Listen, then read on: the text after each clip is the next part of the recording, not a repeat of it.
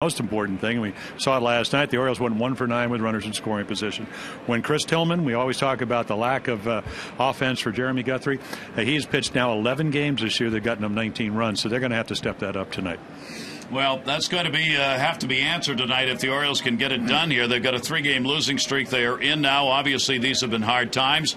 It seems as though for every Orioles starter, it's a different story as to why there's a problem, particularly for Tillman. I guess the one that's across the board, we've heard it a billion times, command of the fastball. Well, it is, and I think that's why they sent him back to the minor leagues. And when they did that, again, he had pitched pretty well 5 out of 6 games, but they weren't happy with how he's throwing the ball. But what they wanted to do is, okay, we're going to send him to the minor leagues. Can Mike Griffin, the AAA pitching coach, fix him? And I tell you, he wasn't perfect, but he was a lot better. And again, you look at Bergeson, he's struggled. He's in the bullpen.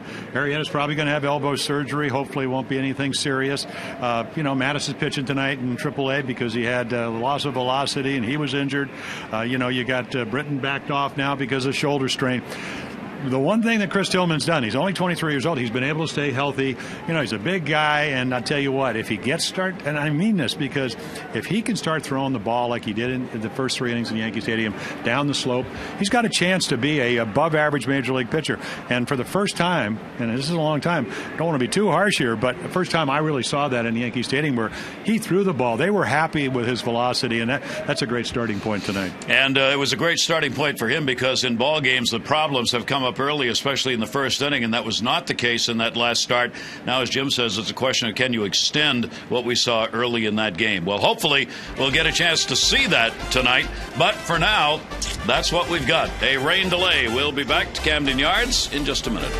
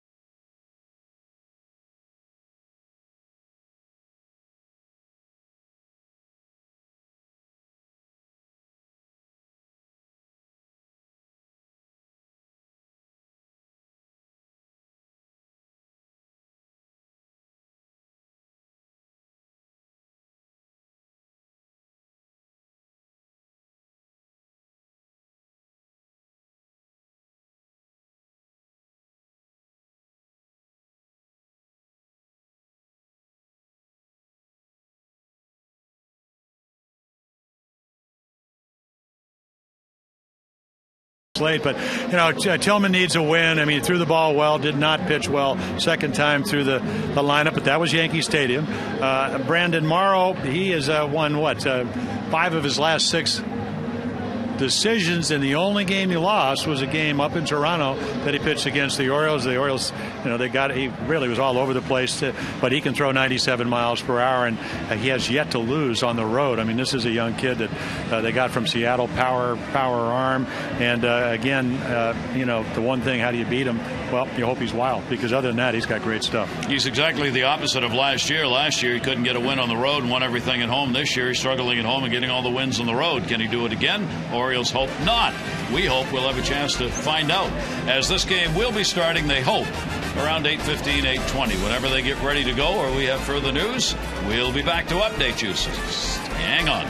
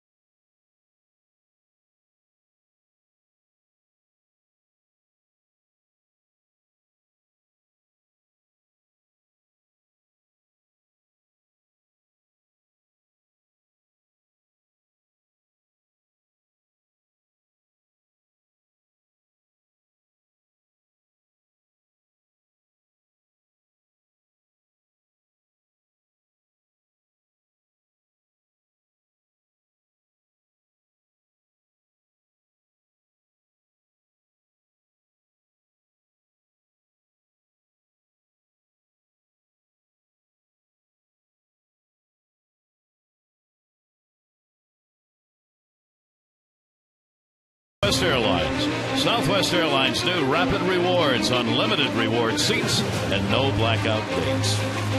Welcome back, everybody. Gary Thorne, Jim Palmer. It actually started to rain again about 5 minutes ago, and now it's all but stopped. It is very dark, cloudy. There are lots of showers around in the area, but the Orioles are on the field. Take a look at our Train game time temperature. Visit Train.com for an independent Train comfort specialist dealer near you. Hard to stop a Train. 78 degrees, 87% humidity, and it feels it. And a chance of rain throughout the evening. Let's take a look at the starting lineup for John Farrell's Toronto Blue Jays, brought to you by Southwest Airlines. It'll be Escobar, Thames, and Bautista. Lynn, Encarnacion, and Rasmus. Hill, Molina will start behind the plate, and Laurie. Against Tillman for Bautista. Couple of dingers. And our scouting report, 23-year-old right-hander out of Anaheim, California, now lives in Fountain Hill. Improved velocity. Got it all the way up to 94 miles per hour against the Yankees in his first start since May 28th. In the yard, only one home run in 40 innings. And again, ball flying here. I don't know what it'll do with the rain, but warm weather, ball goes. And then all by myself, they have scored him 19 runs in his 11 starts. And again, he got sent out, but on the other hand, he just wasn't throwing the ball as well as they like.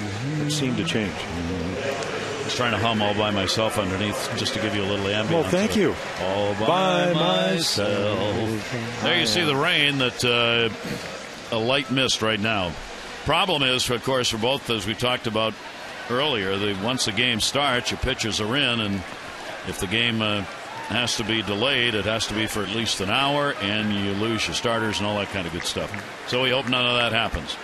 Tillman is ready to go. Buck Showalter waited as long as he could before sending the team out. John Farrell just had to wait and see what the Orioles wanted to do until the first pitch is thrown in the hands of the home ball club. After that, it's in the hands of Jerry Lane, the home plate umpire.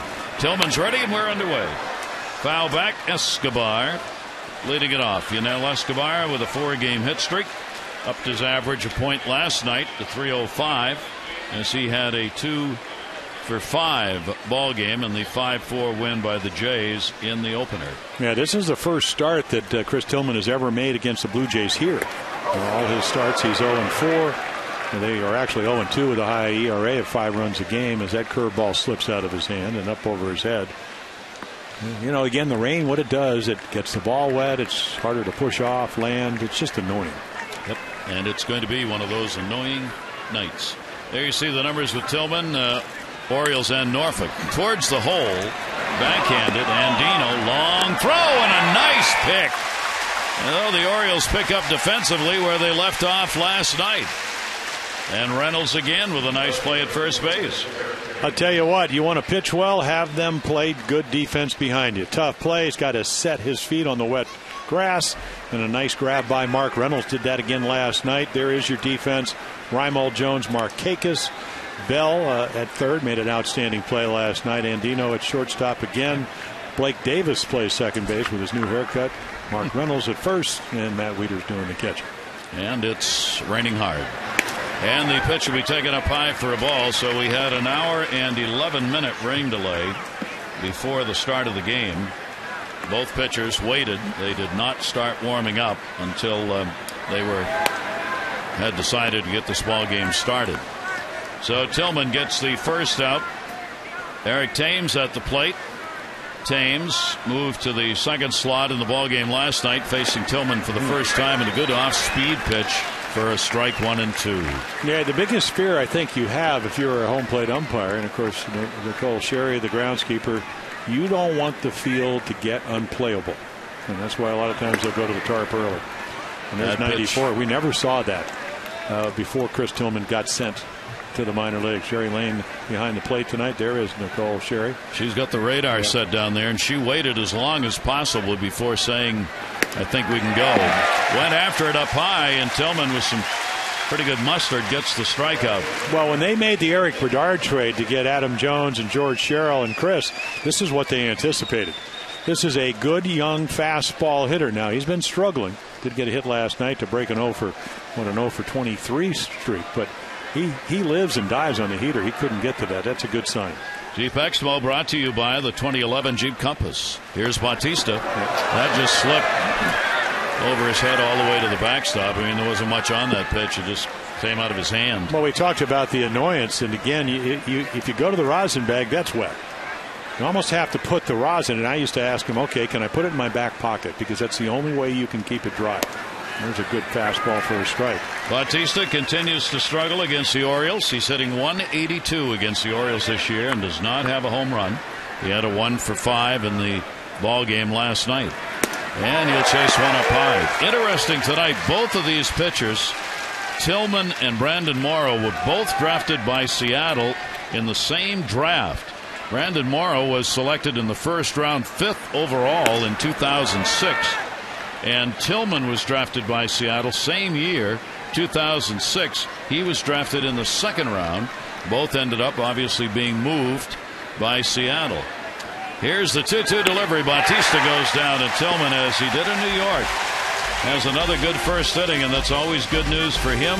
His worst inning this year at the major league level, 10 runs in the first inning. Not in this one.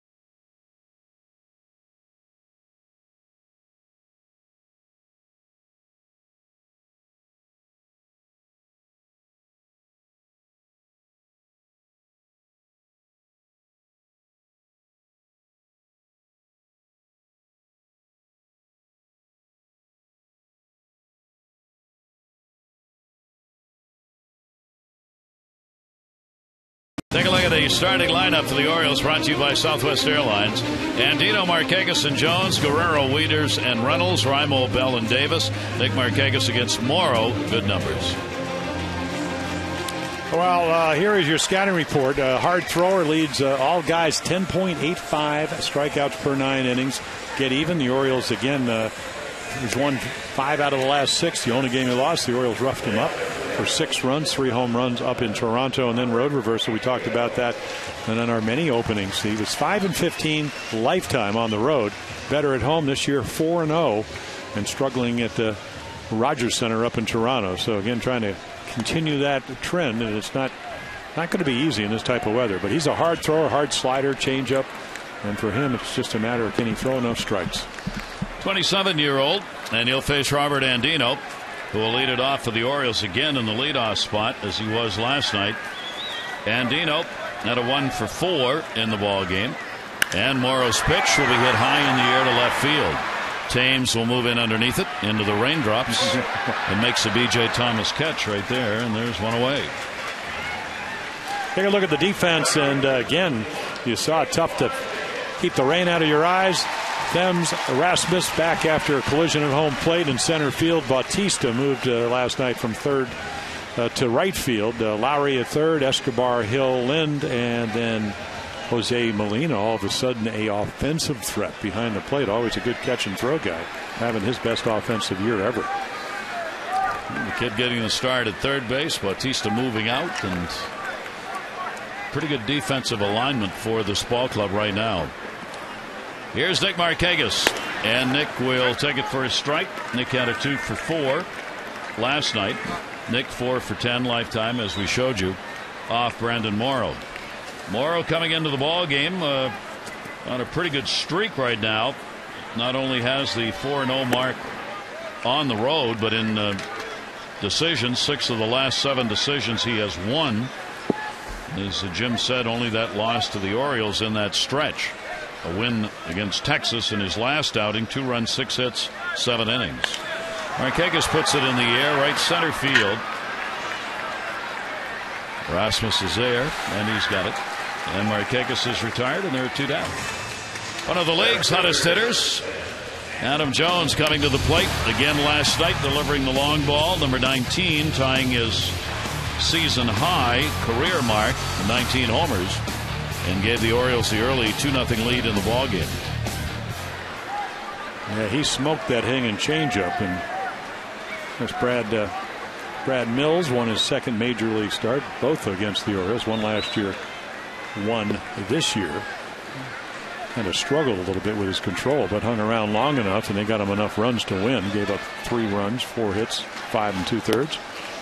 It's a real easy 96 when we first saw this kid up. I mean, there's an amazing story about Brandon Morrow. As you mentioned, Gary, #1 draft choice in 2006.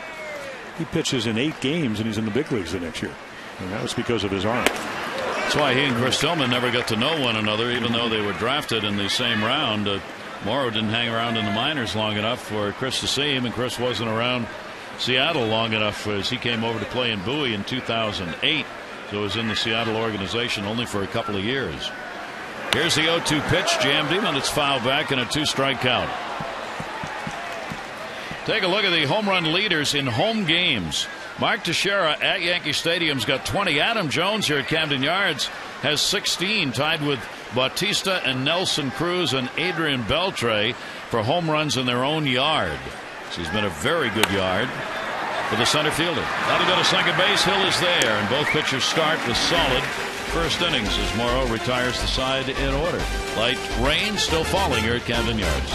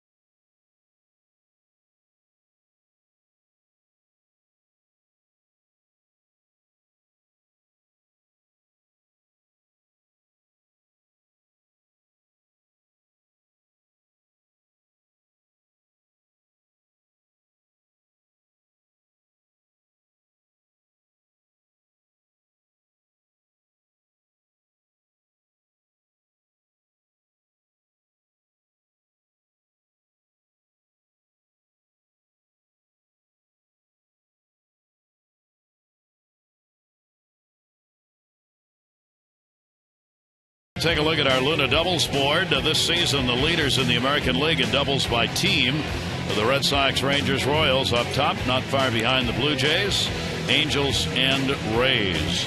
Call today for the Luna double. Get your second room of flooring free. 877-241-LUNA. In case you're wondering, the Orioles are ranked 12th in the American League in 2 baggers. Only Chicago, the White Sox, and Seattle have had fewer doubles this year than the Orioles.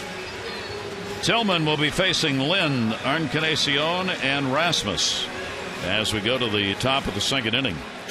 Toronto comes in 6th in average, 4th in runs. They are 5th in home runs now. They had been 4th most of the way. The Orioles are actually 4th in homers. John Farrell's team 5th in slugging and 6th in on-base percentage. They are 9th in the league in striking out, but they have the 5th most walks. Yeah, that's a really major departure from last year where they led the world in home runs.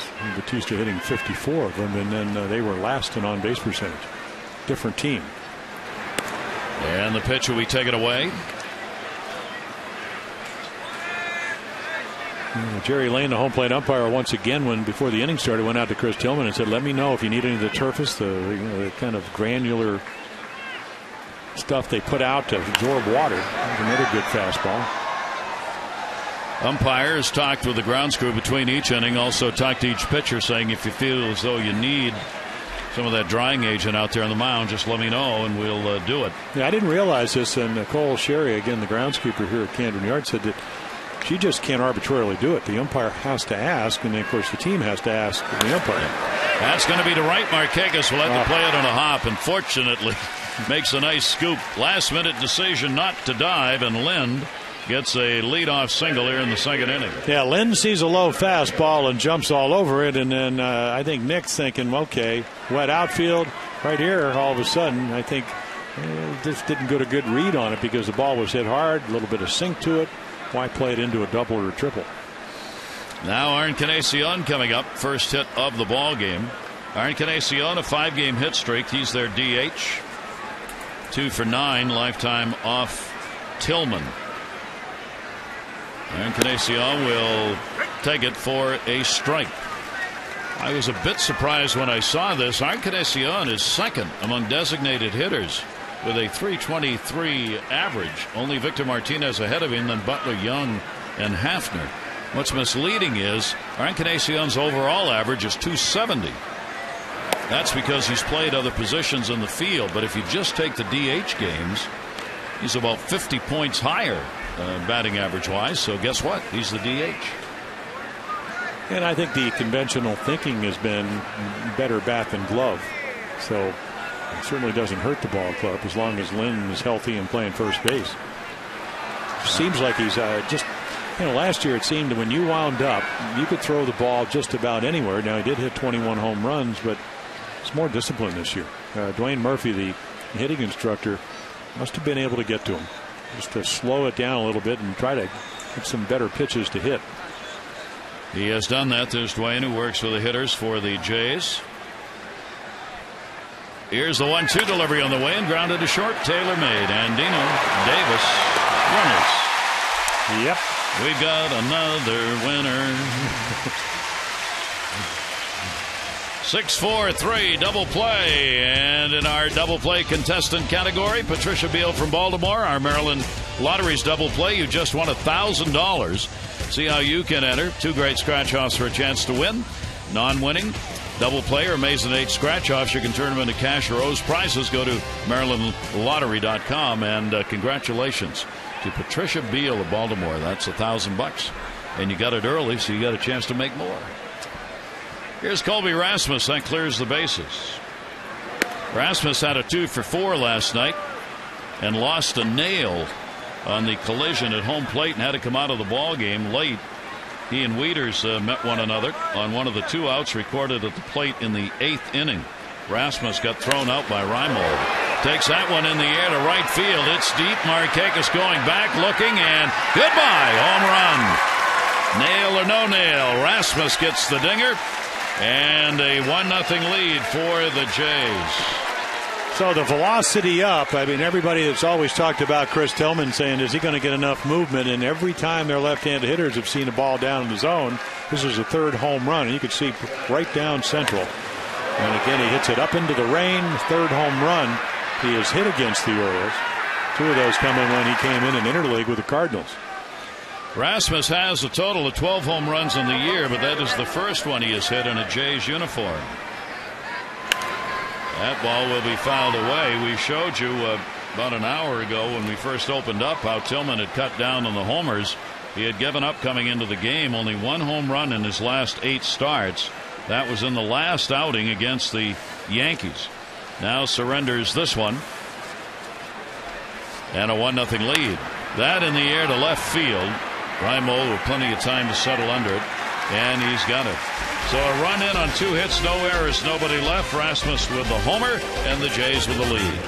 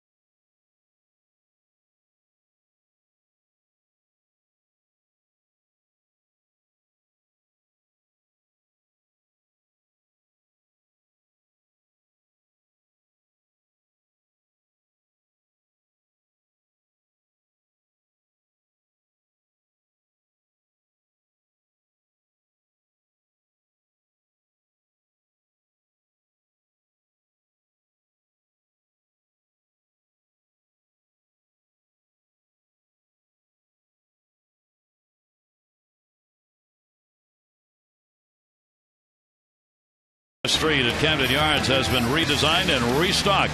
More merchandise than ever. We hope you'll stop by when you come to the yard. It's open during every O's home game and as 10 to 5 hours during non-game days.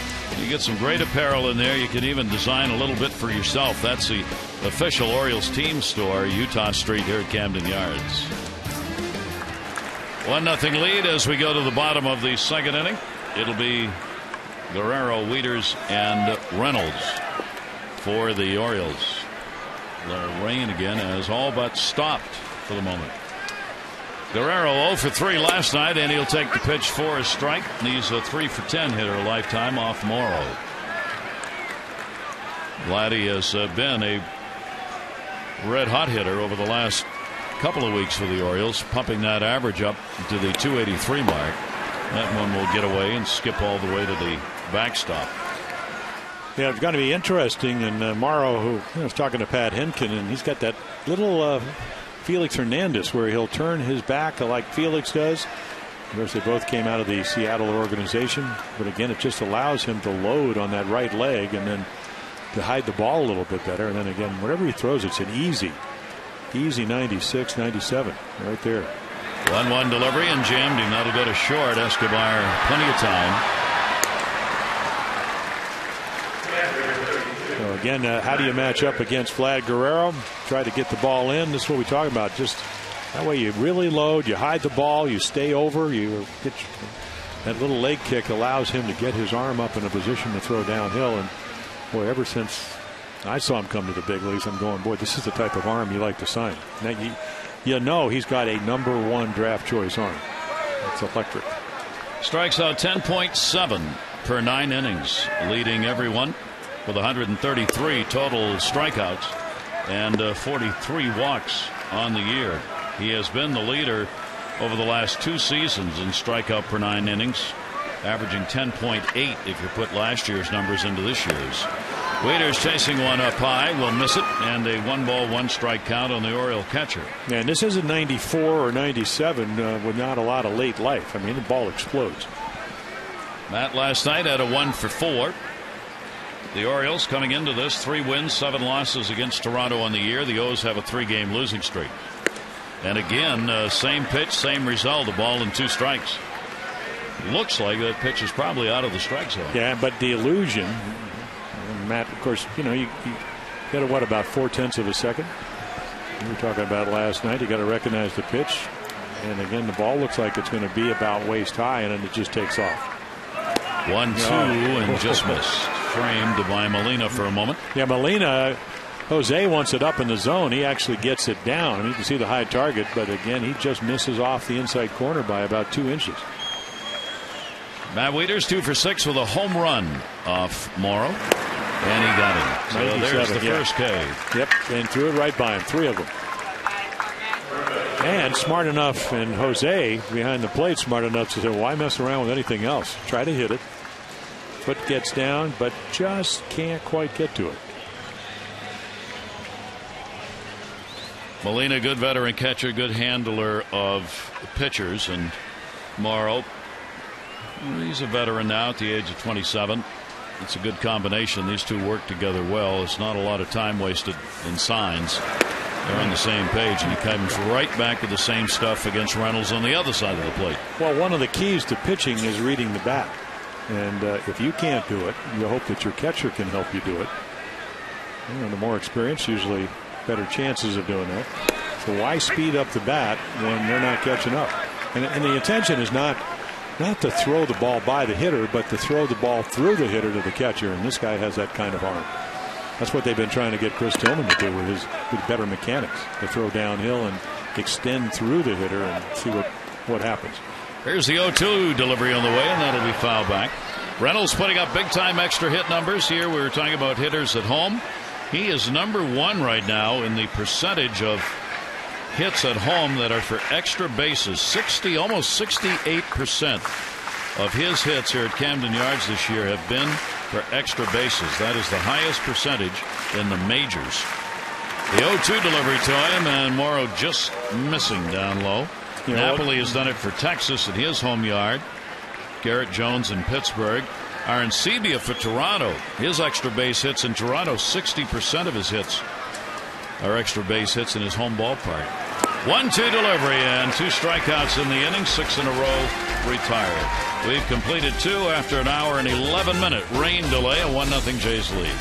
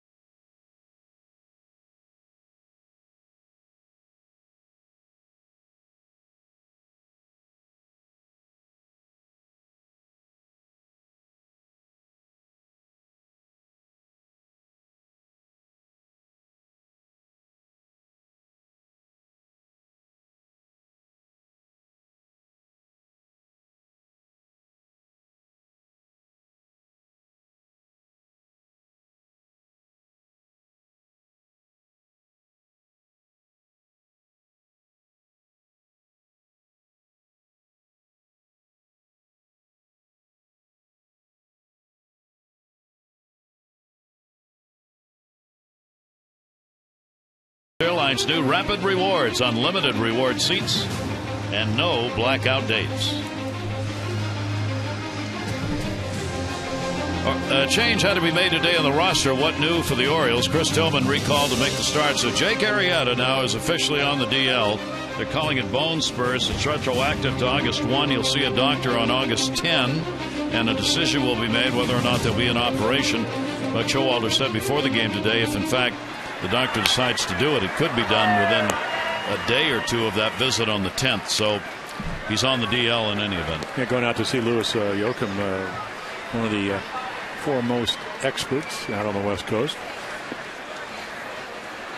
So the parade continues for the Orioles and the roster, especially as far as pitchers are concerned. Well, again, that obviously is bad news because Jake did have 10 wins, and you'd like to see how he could sustain it through August and September. That's the bad news. The good news is somebody's going to take his place and get an opportunity. Which is what Buck Showalter is trying to say to all these players. Played by Andino, and Molina is retired. Buck was saying before the game today, I don't want to moan and groan. He said this all year long. We're not going to go to where this place has gone to before, talking about the Orioles in Baltimore. Oh, woe is me, woe is me. He said this is an opportunity for the players coming up because of injuries to show their stuff. So get it on, get going. Try and play this game as best you can in an opportunity that's not going to last forever. And I couldn't say the way he finished that sentence, but get your head out of, Mm-hmm. Laurie started his major league career last night with a hit in his first at bat and an RBI. Ended up going 2 for 4. Here's a minor leaguer who put up great numbers below. This is 326, not many games. Showed that he is the real deal with that 296 average, 39 home runs, great fielding percentage, and then last night with the 2 for 4. Yeah, he's also got, Jim, we were talking about this before the game, so I checked. He's got 62 stolen bases in the minors. Oh, what a pick by Bell. One third baseman to another. And you better not take your time because he's got excellent speed. I think about 4-1, ball ripped. And again, you've seen a couple of balls hit hard, but at people. That's why they are out there. I mean, you don't want to continually do that because the harder they hit it, better chance of getting by your infielders. But Josh Bell now 2 consecutive nights.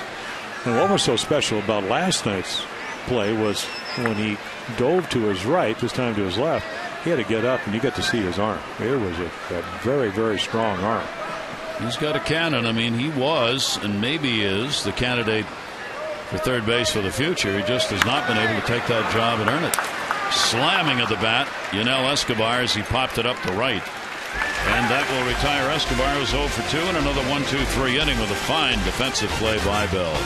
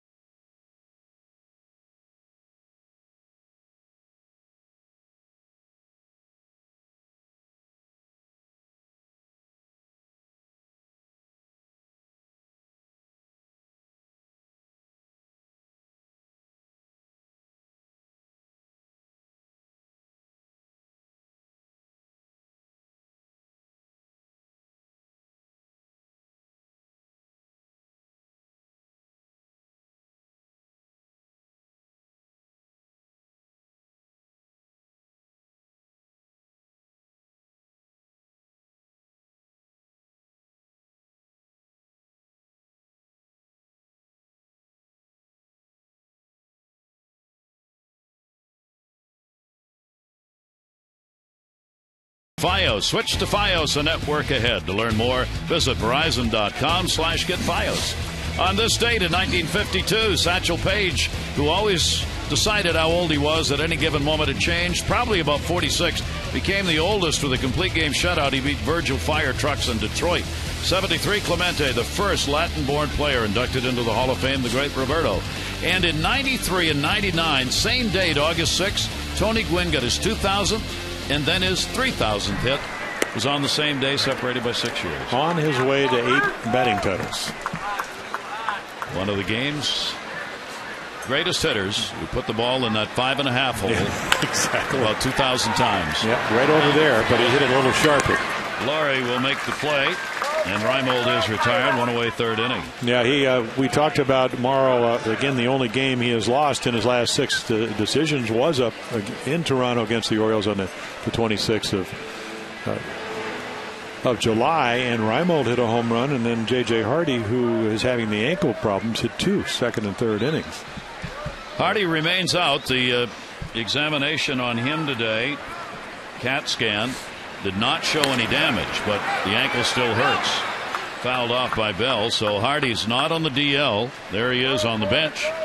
And whether or not he's available to hit or play, Buck Showalter never reveals that kind of information. So all we know, he's got a high ankle sprain and he sits and waits. Now he, early in the year, just talking about positions and sports he played when he was a kid, he said, I even look at a basketball game and my ankles start hurting because he had severely sprained ankles when he was a kid. So, it was a very, very hard field in Kansas City. So maybe just the wear and tear, you get a little tendonitis, you treat it. They got a great laser, great trainers here. Richie Bancells, who's going in the Oriole Hall of Fame. Brian Ebel, he'll be back on the field pretty quick. For Chris Davis, he is not available to play tonight, apparently. As Buck Showalter did say before the game today, Davis is not even swinging a bat. He wanted to today, but they didn't want him to. The shoulder's bothering him. They did an MRI on his shoulder. It was negative, but they weren't a further reading by the doctors tonight. So Davis is sitting and not playing at first base. He wanted to take batting practice today, but Buck Showalter said no.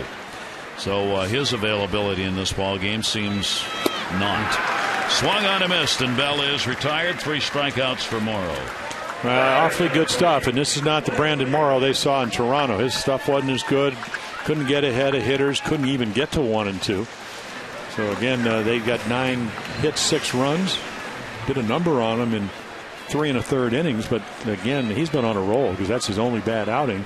And you got to go all the way back to the 11th of June when he played the Red Sox. 2 down, nobody on. Fouled back. Way in at third base was Laurie with Davis up. Tomorrow, the Orioles Blue Jays are going to close out this series 1:35 here at Camden Yards Sunday afternoon. We hope you bring the family out and enjoy it. For tickets, 888-848-BIRD. Go to Orioles.com. Orioles hoping that they can get a win here tonight and give themselves a chance at a series win tomorrow. They have been few and far between for the Orioles over the last 9 series. The Orioles have not been able to come away with a series win, and they've got to get a W here tonight in order to give themselves a chance to do that tomorrow. Getting the start at second base tonight, Blake Davis. This is his 14th start at second. And he hacks that one back into the seats, trying to get ahead of that Morrow pitch, and he goes to 0-2. Well, you talked about the strikeouts, and I just seemed to be watching this game last year. It wasn't working that night, but on August 8th, he punched out 17 Rays. He had a no-hitter going late into the ball game, into the 9th inning, and with 2 outs before he gave up a single. So 17 strikeouts in a game. Davis is gone, and he strikes out 2 more, and he's got 4 in the game. He's retired all 9, faced through 3 innings. Tillman back out. Jays lead.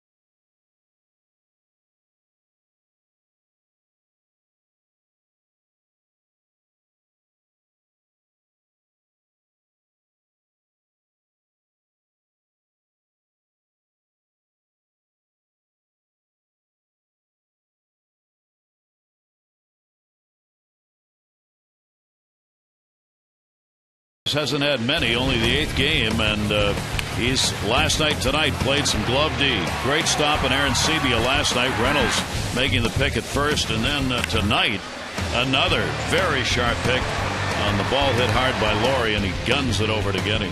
2 pretty good plays.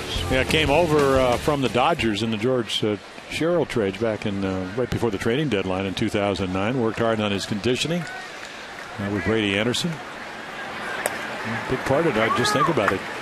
With the uncertainty with Luke Scott out with a shoulder, and he will not be back this year. The ability for him to play third, Reynolds maybe to move to first, DH along with Davis. I mean, you got a lot of options if he can hit at this level, and that's the big question.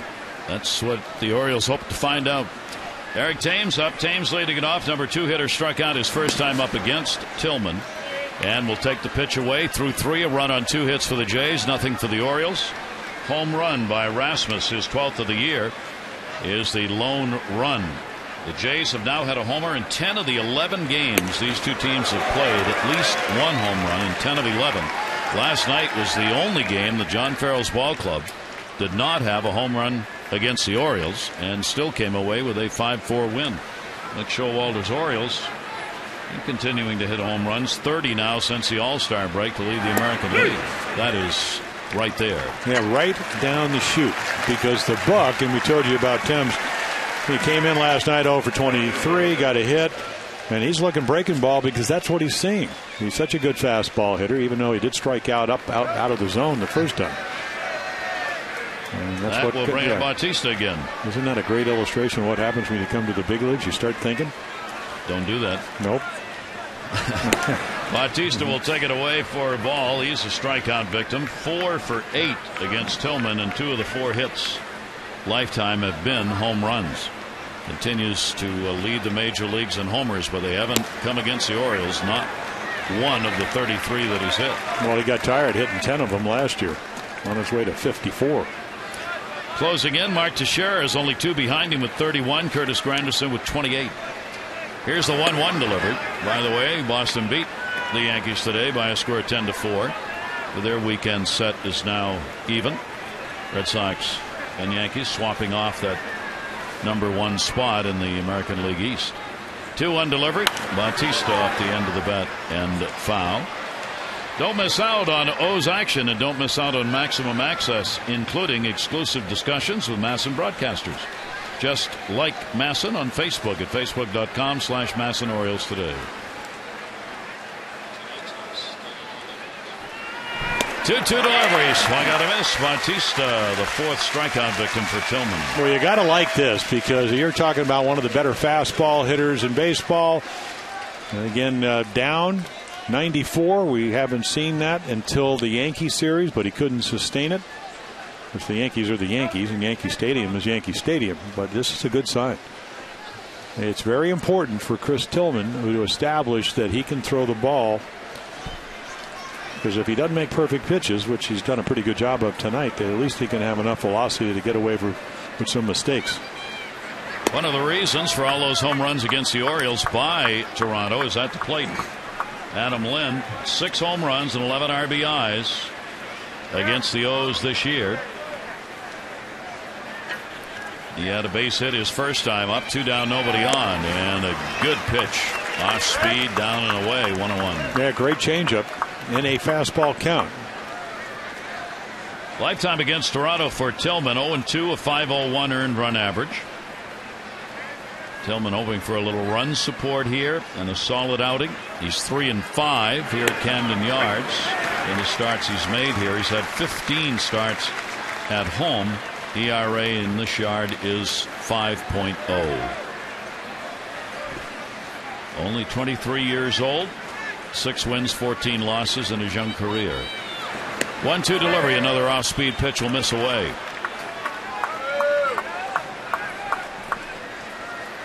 And Lynn works the count to 2 balls and 2 strikes. Encarnacion waiting on deck. Chance to strike the side out for Tillman. 2-2, and that's exactly what he does.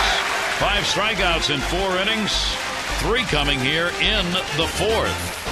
The home run by the Jays. Rasmus still the only run up on the board as Tillman shuts him down in the 4th inning.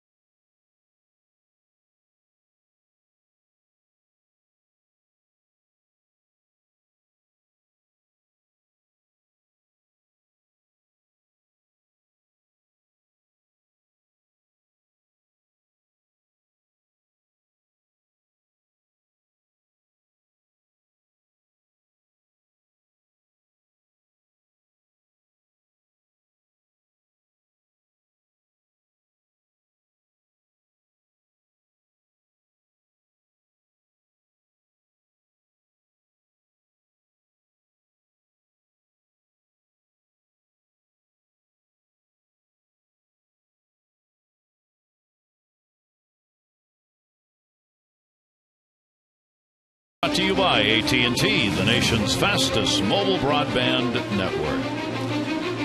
Not raining. That's what's left from the rain that came around 7 and delayed the start of our game by an hour and 11 minutes. Gary Thorne, Jim Palmer at Camden Yards, middle 2 with the Orioles down 1-0. Bottom of the 4th inning, top of the order. Andino, Markakis and Jones. Andino flied out to left. His first time up. And Morrow's pitch is going to be in there for a strike. Robert Andino getting a chance in the leadoff spot again with J.J. Hardy out. And nobody knows for certain for how long Hardy will be gone. So Andino's got a chance to show his stuff leading off ball games. Yeah, you know, it's interesting. And again, most of this is done against left-handers. I mean, 343 versus 226. But he has one of the highest on-base percentages on the Orioles. And a lot of it comes from how well he's hit left-handers. Platooning prior to Hardy's injury, really against left-handers, whether he was playing at second base or shortstop, he'd get the start against the lefties. And he'd done a great job. Yep. And earned the numbers. That one is going to end up in the seats down the line. Morrow has walked none and struck out 4 going through the order, retiring all 9 faced. Tillman no walks and 5 strikeouts. Well, it's early and he hadn't given up a hit, but again, you go back to that Tampa Bay game where he's got no hitter stuff when he's on his game. It appears that's the case. That'll go to second base. Hill. And Andino is the first out in the 4th inning. And he's getting him right where he wants him right now. No, very efficient too. Only 36 pitches now to get 10 outs. That'll bring up Nick Markakis. Nick flied out to center field. He's only at bat in the ball game. Boy, he had a great at bat last night. You mentioned the 2 hits. One a little squibber down the third baseline that Laurie caught. And then the other one, when he hit a double down in the corner with the Orioles down by 2 in the 9th, he really cordoned off the plate. And John Roush, who came in as the closer, made him throw a strike and then ripped it into the corner for a double. Here's the 0-1 delivered to Markakis. One of the things Nick has done this season is improve on that strikeout ratio. In fact, he's improved rather dramatically. If you take a look at his career, it has taken 10.87 plate appearances to get a strikeout. That's well above the numbers that he put up in previous years. As you see, he did start that 08 season with that 6.17 and then continued to get a little bit better. And this year it's really jumped. He's been able to get on base, and the strikeout ratio is a good one for Nick Markakis. Take a look at the league leaders in that department and you see just how good that is. Pierzynski in the American League has the best plate appearance strikeout ratio, and Nick is 4th behind Pierre, Ichiro, and then Adrian Beltre. Yeah, Beltre's probably the most amazing number in my mind because he hits for power and he doesn't strike out. That's going to be popped up shortstop probably. Escobar puts it away and Markakis is retired, and there are 2 down in the 4th inning. Let's take a look at our PNC minor league report brought to you by the Achiever in you. Brian Mattis continues to pitch at AAA and appeared in the ball game tonight. There are the numbers: 5 innings, a run on 5 hits, a couple of walks, and 5 strikeouts. What Showalter saying before the game, before Mattis had pitched, let's hope we see improvement, as little as it may be at a time. Let's hope we see improvement. Yeah, he gets a printout that tells, as Texas Leaguer PitchCom does, it basically tells you how many pitches you threw, what kind they were, what was the velocity. I think with Mattis, they're looking to see if that velocity has gotten closer to where he was last year at 89. I think 89.1 was his average fastball. And then he went 7-1 over his last, 9 starts. Great delivery by Morrow on Jones. Adam Jones flied out his first time up. Adam now 3 for 14 lifetime off Brandon Morrow. 1 ball, 1 strike count. And a ground ball to short. Escobar's got this one. So through 4 innings, zeros are being put up by the Toronto starter, and the home run by Rasmus continues, the only thing on the board.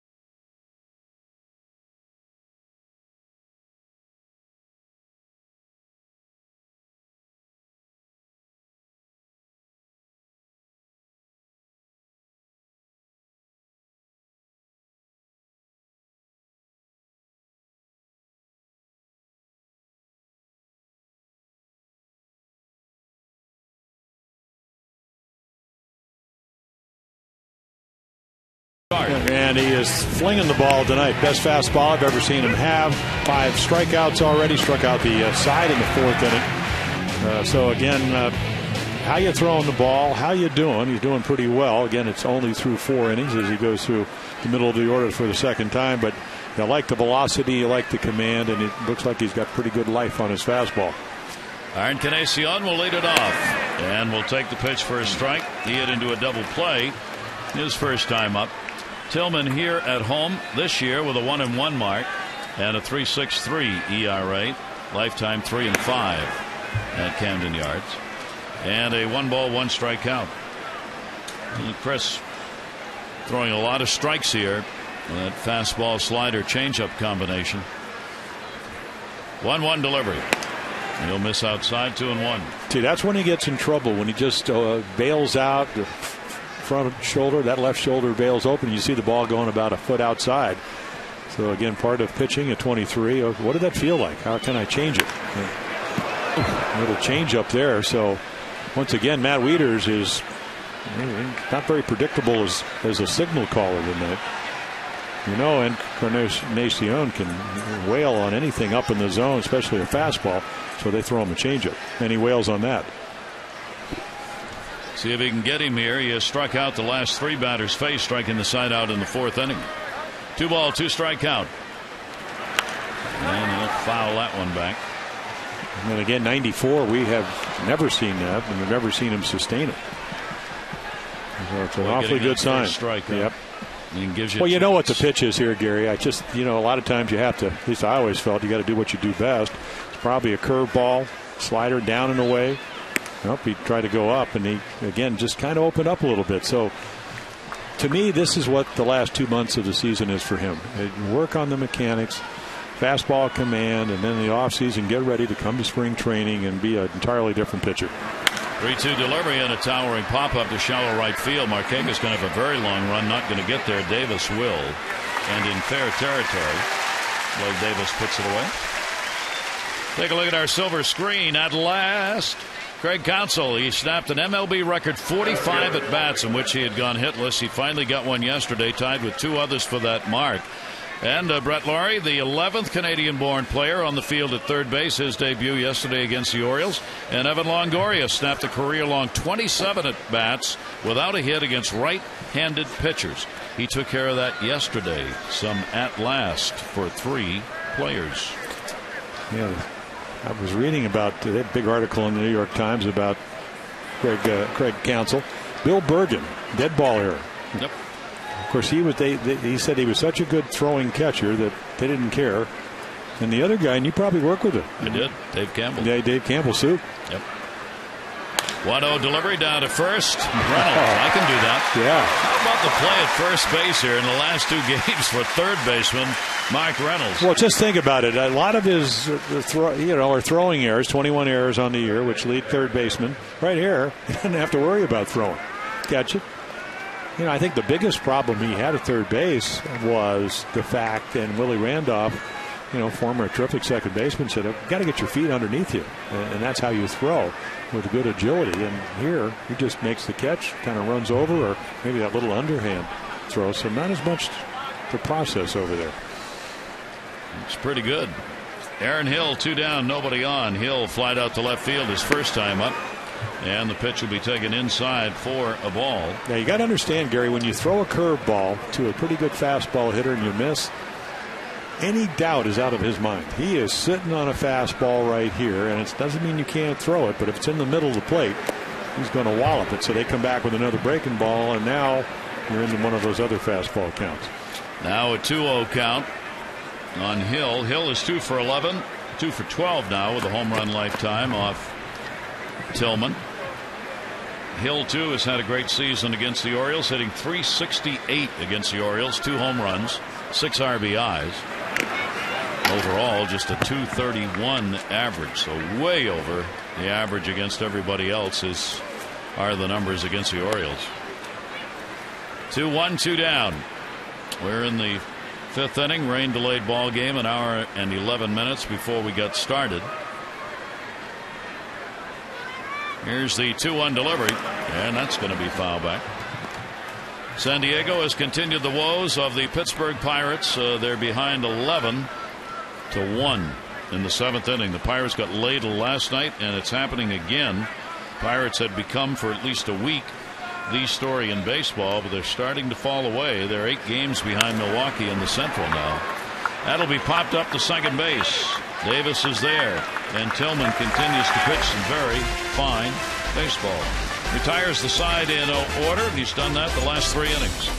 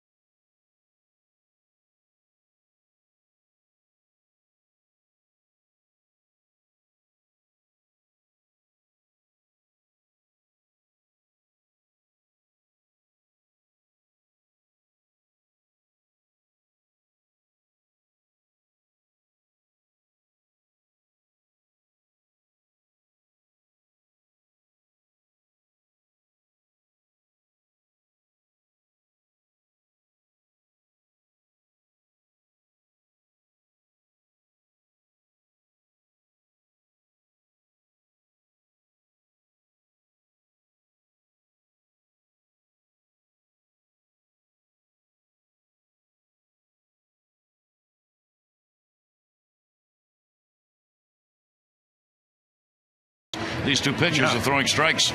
Well, Morrow, he's got a no-hitter going. He almost pitched one last year, got in the 9th inning against Tampa Bay.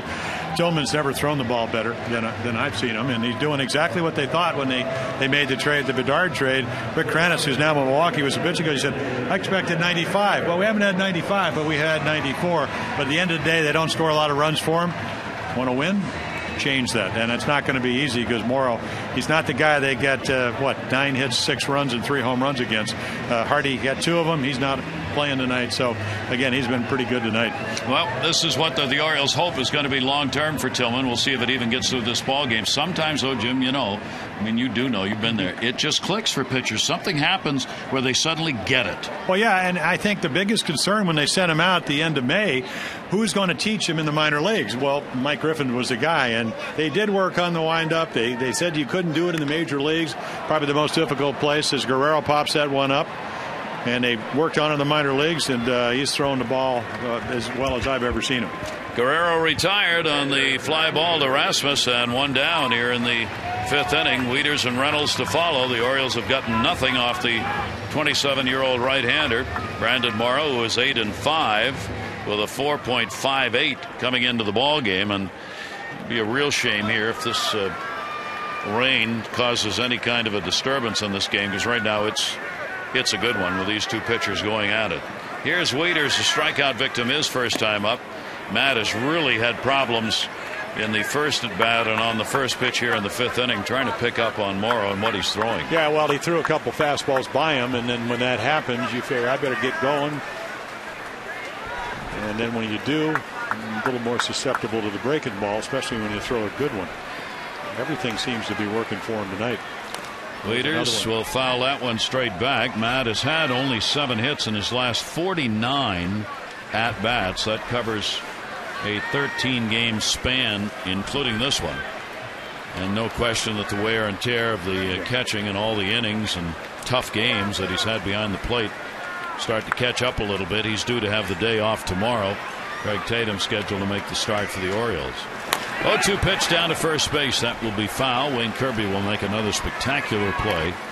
One of the finest fielding first base coaches in the game. Yeah, he told me that the other day in Kansas City, and really proud of that. He is outstanding. He has movement, quick feet. He's an outfield coach. And he eats a lot of barbecue. 0-2 count on Matt Wieters. And that's going to be away by Morrow. That's about as far as Morrow has been from the strike zone in the first 5 innings of this ball game. Well, Matt's hoping that he kind of hangs one. That was a backdoor slider that kind of stayed up there. He would love to see something to speed up the bat in the middle of the plate. Morrow just hasn't really helped the Orioles hitters out in that capacity to this point. 1-2 delivery, scooped as Molina had to come up with that one. It was down low, and the count goes to 2 balls and 2 strikes. I mean, he's throwing a 90-mile-per-hour slider. Gives you an idea of what kind of arm strength this young man has. And again, 101 innings in the minor leagues. His #1 draft choice, 2006, rushed to the big leagues. 2-2 delivery on the way, and Wieters will pop it up to third. Laurie. He's got it. And there are 2 quick outs. When the Orioles take on the White Sox Tuesday night, don't miss your chance to save. Every Tuesday is Ollie's Bargain Night, presented by Ollie's Bargain Outlet. All upper reserve seats, $9. Gather up family and friends and make a night of it at the Yard. 888-848-BIRD to go to Orioles.com. White Sox have changed their pitching rotation for the series. It'll be John Danks will start, then Gavin Floyd, Philip Humber, and Mark Burley. A couple of left-handers in Danks and Burley. 4-game series. The Orioles will be answering with Guthrie, Britton, Hunter, and then the final game, a decision yet to be made. No Britton. We DL'd him. That's right. So we don't have a starter there either. You want to pitch? Ferguson. Brad Ferguson. All right. I'm just throwing a name out there. Well, he'd like to do it. He'd like to, and why not? Yeah, new dad. I don't know if I don't think Parker Stevens has seen him pitch as a starter yet. Not yet. So be looking forward to that. Coming early. So again, congratulations to Shea, his wife, and their new baby. Had all the dimensions in the notes the other day. I think 8.5 pounds, 21.5 inches, something like that. But healthy, that's the important thing. That's the thing. Whoa. Pitch will be taken inside. Reynolds has struck out his first time up. Morero has hit 5 batters, and he's delivered 6 wild pitches. I mean, he's had some games where the ball's been around a little bit. Not in this one so far. Well, he ought to get a good pitch to hit here. I mean, if good as 95, 96. He's throwing a slider. Yep. Well, I'll tell you, it's almost like he's pitching the 8th inning with a no-hitter. You got a 1-0 lead, so you do need to be careful. Reynolds is looking fastball, and then he throws him a slider, and he tries to slow up, and it wasn't a great one as far as, wasn't down and away, but just the fact he threw it fooled him. Well, he wants to have an official game here and get this out to end this inning and have 5 in the book, so that this thing maybe could go his way in case the rain comes down and causes any disturbance. Well, remember I believe you were broadcasting for the Mets '86 when Gooden went 24-4. Yep. The one thing I noticed, and you did a lot more of his starts, was that when a guy has that kind of stuff, and that's what Morrow has tonight, it's hard to get bat speed. Very hard. Yeah, you just can't seem to catch up. 2-2 delivery, and that's another one. He's got 5 strikeouts, and he's got it official. As he retires the side in order, the Orioles have had nothing off Morrow through 5 innings.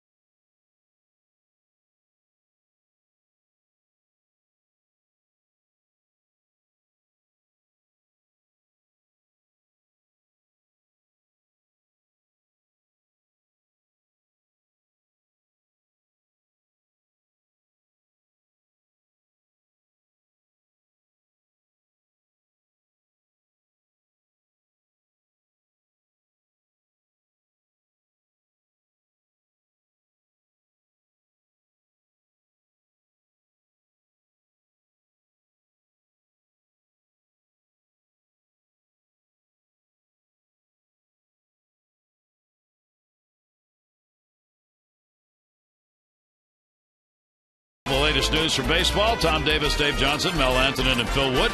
You get the roundtable discussions of whatever's going on in the game, a look in at Oriole Park, and much more. You can check it out Monday, 5:30 to 7, right here on Massive.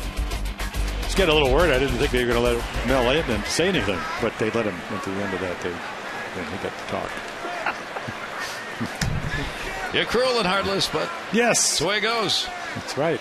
All right, we go to the 6th inning. The rain started again, and within a minute, let up a little bit. Or at least I'm going to pretend it did. Here's Molina. Molina grounded out his first time up. Laurie and then the top of the order, Escobar. Tillman pitching a heck of a ball game here. 1-0 on the home run by Rasmus in the second inning. His 12th overall and first as a J. And otherwise, the only other hit, Lynn picked up a single, but he ended up getting doubled up. Yeah, he torched a low fastball, but he hadn't walked anybody. Only one leadoff batter on, and that was Adam Lynn. One over the minimum for Tillman and the minimum for Morrow. And again, 19 runs in his 11 starts, so he's used to not a lot of support. Here's the 1-1 delivery, and Molina will foul it straight back. Molina sharing the catching duties with the rookie Arancibia. Together, they have done a fine job behind the plate, and of late they started to pick it up at the plate. And Arancibia's got the power, 18 home runs, 50 RBIs, hitting only .216, and Molina at .308. So combined, great numbers catching. And look at the new stance. I was watching him hit the other night. In fact, he down in Tampa Bay, first triple since 2004, third of his career. Who fell down? Well, they had a pinch run for him when he got the third, but no. But new stance, open stance. He's hit 9 out of 20 games where he's had multi-hits. So this is the new offensively minded guy, because he's always been a great receiver. In fact, the whole family. Benji, good catch. Yadier, with the St. Louis Cardinals, one of the finest defensive catchers. Molina with a 3-ball, 2-strike count. First 3-2 count we have had in the ballgame. 3-2, Molina.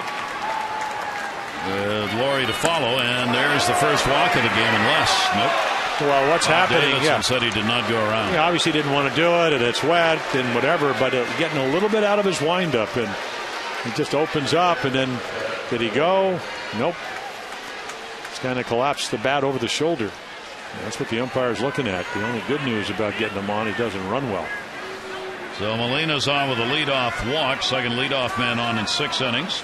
Here is Laurie, who grounded out his first time up. The rookie. Sharply grounded out, yes. Told you, the speed evidenced by the 62 stolen bases, caught only 28 times in his minor league career, which was brief, only 320 plus ball games for him. Yeah, he's got some speed. And looking down to third, Brian Butterfield, third base coach, with the signs here. Nobody out. Top of the order, Escobar on deck. There's Butterfield standing over by the dugout. Here's the 0-1 delivery, and that'll be swung on a miss. Tillman, a good pitch. Yep, a lot of movement. And down. Looks like he's a pretty good high ball hitter from last night. Again, we only saw him 4 at bats, now 5. But the one thing, and you look at the numbers, he was hitting .353. He had 24 doubles, 6 triples, 18 home runs, and almost an RBI a game, 61 and 69. After he broke his hand. So off to a pretty good start. Broken hand was, as you mentioned last night, Gary, coming to the big leagues when the Orioles were going to play Toronto back in June. That backed him off. 62 days after he broke the hand for the other chance. Tillman, 1-ball, 2-strike count on him. Not a lead at first. And he'll take the pitch inside. The last Blue Jays Canadian player was Scott Richmond, who debuted in 2008 with the ball club. Now they get the Langley, British Columbia native, Laurie. That's why there's so much excitement in Canada about him, as well as being a great player. Had the Canadian citizenship, and the country's excited. 2-2 delivery. He'll hit to the hole. He's got a base hit. Molina will get down to second base, and Laurie is on, and the first 2 Jays on in the 6th inning. Time for our AT&T Mobility Trivia Fact. Did you know? On this date in '67, Brooks Robinson hit into a Major League record 4th triple play of his career. And the last Orioles triple play turned was September of 2000 at Cleveland. Not a lot of triple plays. No. Ever. I want Brooks to know that I had nothing to do with that little factoid. Nothing? No, nothing. No, I mean, I didn't suggest that. Okay, I didn't either. No, so that's right. So we're off the hook. Neither of us are going to claim credit. Here's Yunel Escobar. Infield is in, expecting a bunt. Escobar's 0 for 2. He is grounded out, flied out. He's not bunting. Both Bell and Reynolds moving in at the corner. He squares and will take it, and it is a strike. Take it all back. He may bunt. See if he means it. A lot of times just waiting for a strike. Show bunt, not do it. He's got 4 sacrifices. Well, you can't ever assume that. I remember playing down in Puerto Rico. Ruben Gomez, the veteran pitcher, had a 2-0 lead. They had runners at first and second. He laid one in. He thought he had their bunt sign. We lost 3-2 because the guy waffled it over the fence for a 3-run home run. Some bunt. Yeah, some bunt. So Brian Butterfield will come out and talk to Yunel Escobar. I mean, this is the type of guy. It's again, I played before the DH, so when you have to bunt a catcher over that doesn't have a lot of speed, it's not routine. I mean, that's what you have in this situation. I would really, I'm not going to suggest to John Sarah, but I'm surprised he would be bunting if he's been hitting that well. He isn't. He got hit. Yeah. So Tillman, that'll be the 4th hit batter this year by Tillman, and a walk and a single and a hit batter have loaded the bases. Well, he's completely out of his windup, and again, it's kind of like the golf swing on Sunday. You're pretty well on, but he's just flying open with the front side. You go left, the ball goes right, and didn't hit him by much. If anything, maybe nicked that jersey just enough. So again, it's hard. Does your, in the PGA Tour, does your swing hold up on Sunday? And that's what happens maybe when you get a little bit tired. So the first visit to the mound as Rigaudero will head out in the 6th inning after really a great performance through 5. The leadoff walk, Molina, the single by Laurie, and then the Escobar hit by a pitch has loaded him up for Eric Thames batting second in the order, and in a 1-run ball game, obviously a very big at bat here. Thames, with the bases loaded, has gone 2 for 5 this year, 7 bases loaded RBIs, no grand slams. Molina, Laurie, and Escobar the runners. Yeah, now Earl Weaver is one of the first guys with a radar gun, so the reason he used it is if your velocity dropped, which it has for Tillman. He's gone from 93, 94 to 90 and 91, and then when you fly open you lose your command, which was the problem. So again, this is a work in progress, but he is in a jam. Nobody out, and Wieters is going to head out as Tillman wanted the signs again. The Orioles will play Bell a couple of steps back at third. Same thing at first with Reynolds, and the infield in the middle double played that for Andino and Davis. Well, I don't know what he's thinking, but he should be thinking, how do I get out of this without them having a big inning? And that's hard to do when your command goes. And all you got to do is look on deck. And as we mentioned, Thames has been struggling, but Batista, home run leaders on deck. And a towering fly ball. It's not deep. Markakis. Molina's not fast at third. He's gonna fake it. Throw comes in. He'll go back to third. One hop throw by Markakis to Wieters, and that put him back to third base. Yep, but here he goes, and right there he puts the brakes on. I don't know if he could hear Brian Butterfield. Good throw.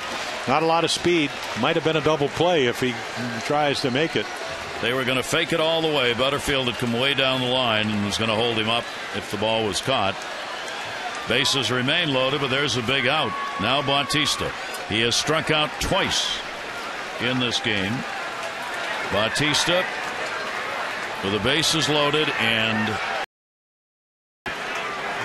again, it doesn't get a whole lot easier when 6 home runs waiting on deck. And Adam Lind. Bautista's 0 for 4 with the bases loaded this year. He's had only 1 RBI picked up in these situations. And again, he leads the major leagues in walks with 88. So he usually makes you throw strikes. Here's the 1-0 delivery to him. That's outside, and Bautista gets ahead in the count. He's got 88 walks. Cabrera is second in the league with 75. Number 1 in on base, number 1 in slugging, number 5 in average, 1 in home runs, and 9 in RBIs. Tillman trying to slow it down. It's only a 1-0 lead for the Jays. Everybody back in the infield, double play depth. 2-0 pitch and a great changeup, and 2-1. Oh, Bautista way out in front of that, trying to drive it. Well, you might as well become a cat burglar. Guts of a cat burglar to throw that 2-0 changeup to a guy that he's hit 54 last year, 33 this year, 87 home runs. 2 ball, 1 strike count, and Bautista fouls it back. 2-2. Take a look at the home run leaders on the road. We were talking about home leaders. Well, this is a road leader. Bautista's got 17 home runs on the road, the most in the American League. Quentin Granderson, Cabrera, and Mark Reynolds with 13.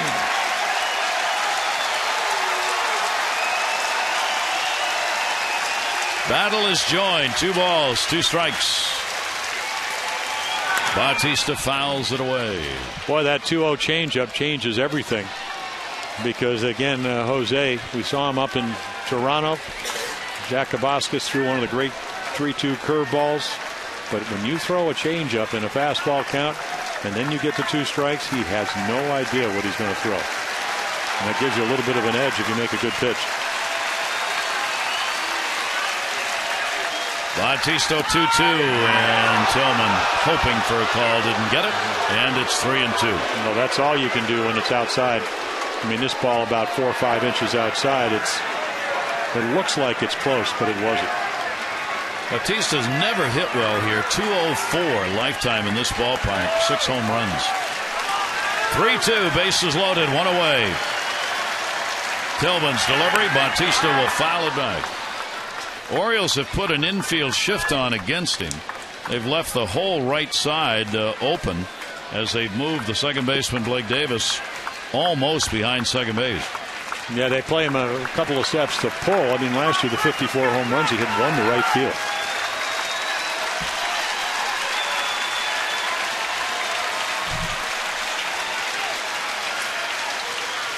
Three-two delivery again, and Bautista again will foul it back.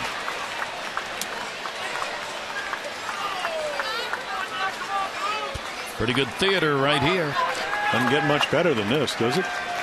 Molina, Laurie, Escobar on.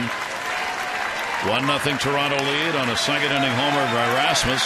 Facing Major League's leading home run hitter Bautista is Chris Tillman. Again, 3-2 delivery. Bautista takes it in the air to center. Jones, Molina will tag. Adams going to try and gun it. Molina's going to come. Here's the throw to Wieters. And not in time. As it hopped over Wieters' head, Molina's in. A little collision. He gets up slowly as he ran into Wieters on the way by, and it is a 2-0 ball game. Yeah, nice strong throw. And then again, a little tumble. And he really blocks the play. I mean, this is not what Buck Showalter. You can see that left ankle. And it is parallel to the line, but again, usually you'll give a runner a place to slide to. Matt doesn't do it, and you could see Molina actually kind of almost belly flock around him. So runners remain at first and second. There are 2 down, and a chance for Tillman to get out of this inning, giving up only a run. Bautista gets the RBI, his 74th of the year, and a 2-0 lead for the Jays. 2 away. Lind has struck out and singled. Dangerous home run hitter. And he'll take it up high for a ball.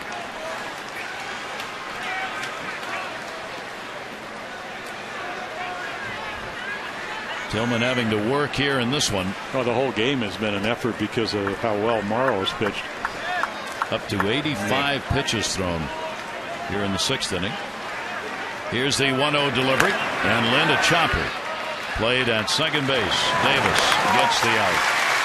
Boy, a good job by Tillman. Bases loaded, nobody out, and only 1 scores, 2 left on to the head. Molina takes a pretty good shot into the shin guard.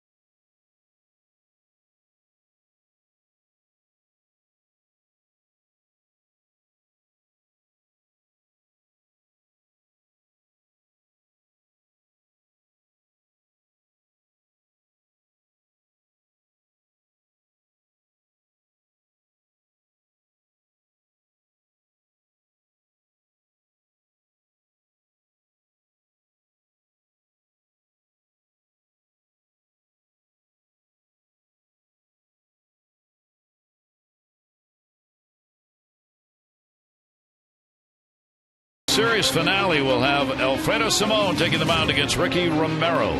Our coverage on MASN HD, 1 o'clock O's Extra, presented by Verizon Wireless, followed by game coverage 1:30 on MASN HD and WJZ. All the access you need right here on MASN.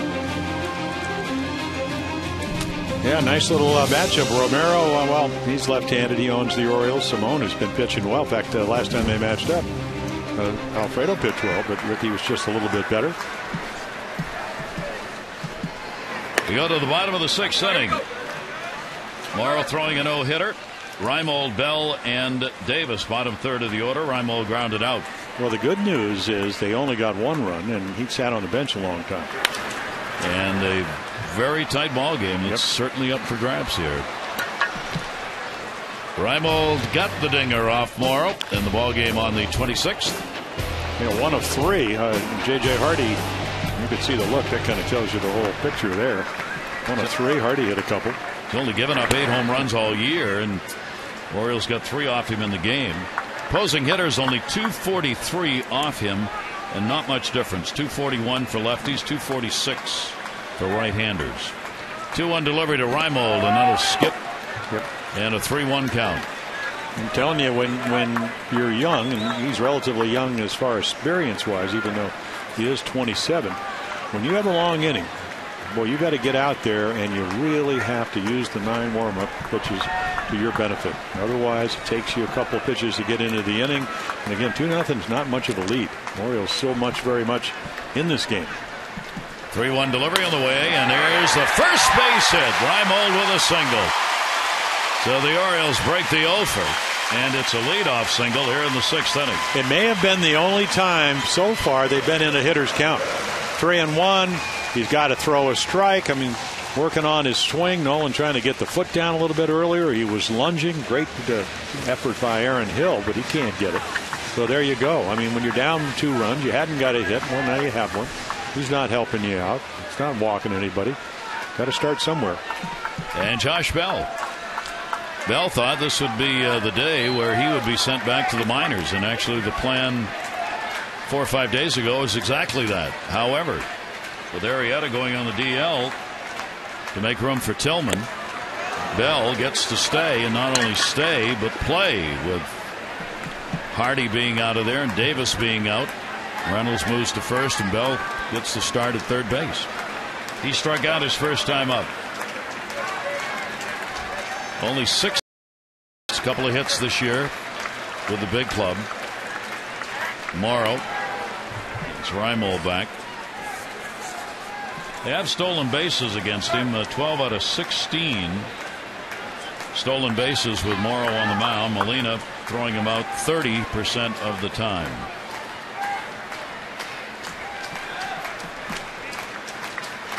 Long hold and the 0-1 delivery, and that will miss outside. 1-1. Bell looking to Willie Randolph at third base. Reimold trying to extend his lead over there, inching it off. Yeah, not a significant lead. In the air to center field, Rasmus. 1 away. Thursday is the final T-shirt Thursday of the 11th season. 10,000 fans, the first to get in, 15 and over. At the White Sox game, we'll get a Jake Arrieta Orioles T-shirt presented by Real Street Staffing. Don't miss your last chance to add to the Birdland wardrobe. Get your tickets in advance and save at 888-848-BIRD or Orioles.com. 1 away. Blake Davis called out on strikes his first time up. Laurie, the third baseman, will move in against him on the grass. Lind holding the bag at first, and a quick throw, and Reimold back.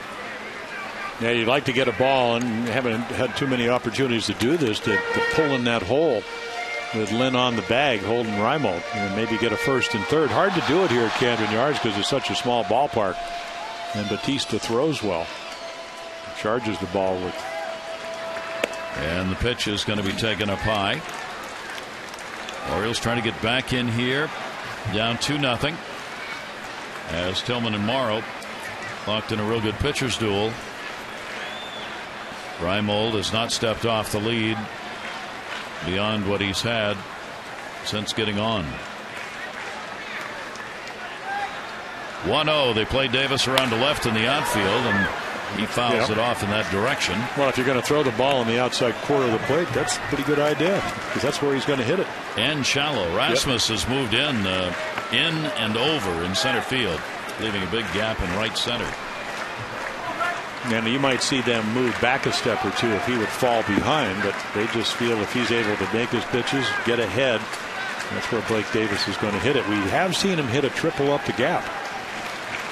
You have to hit a home run at this level, 5 at AAA. 1-1. He goes the other way to right field. Bautista's got to play it on a couple of hops. Almost got by him. He'll get it into second. And over to third base goes Reimold. So Blake Davis delivers. The Orioles cover the corners with one away.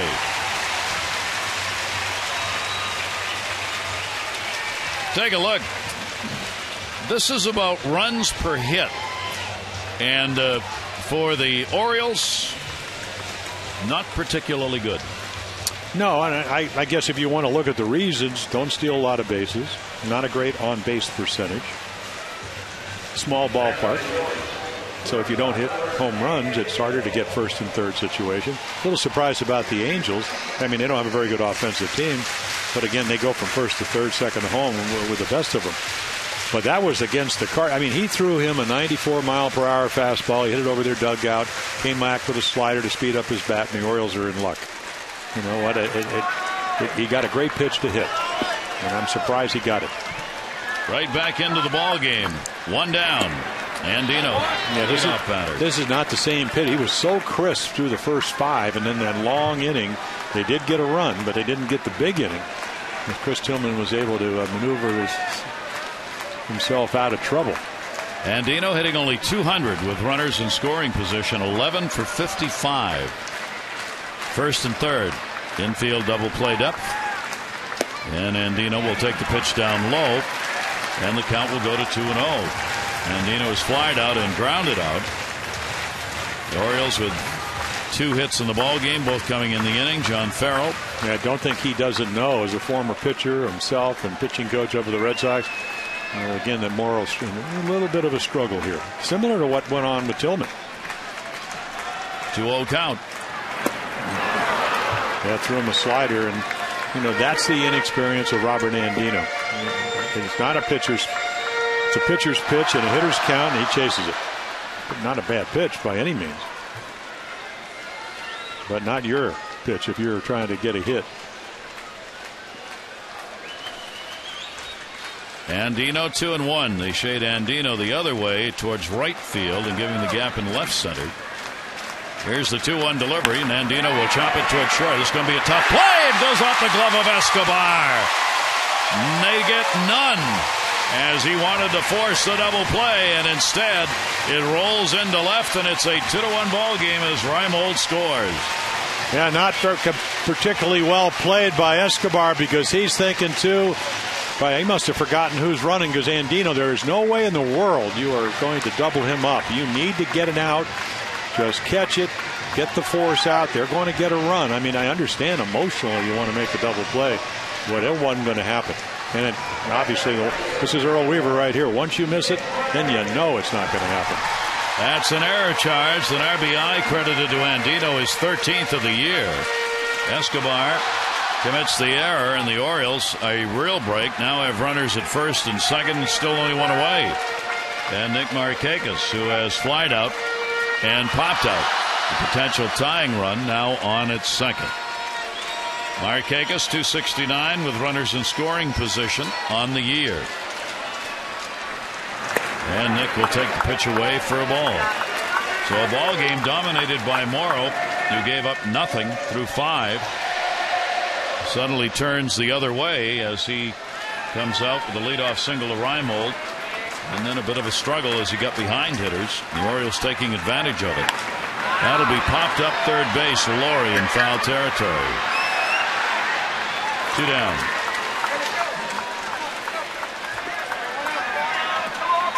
These two teams have played a lot of one-run ball games. The Orioles, they are on top, believe it or not, in win percentage in one-run games at 14-10. The Jays have played more one-run games. They're 17-21.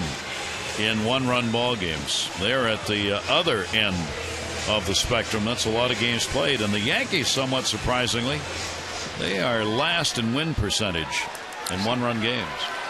Yet they're tied with the Red Sox for first in the American League with, what, 69 wins? That doesn't really tell you a whole lot of the story, does it? Nope. The one-run ball games.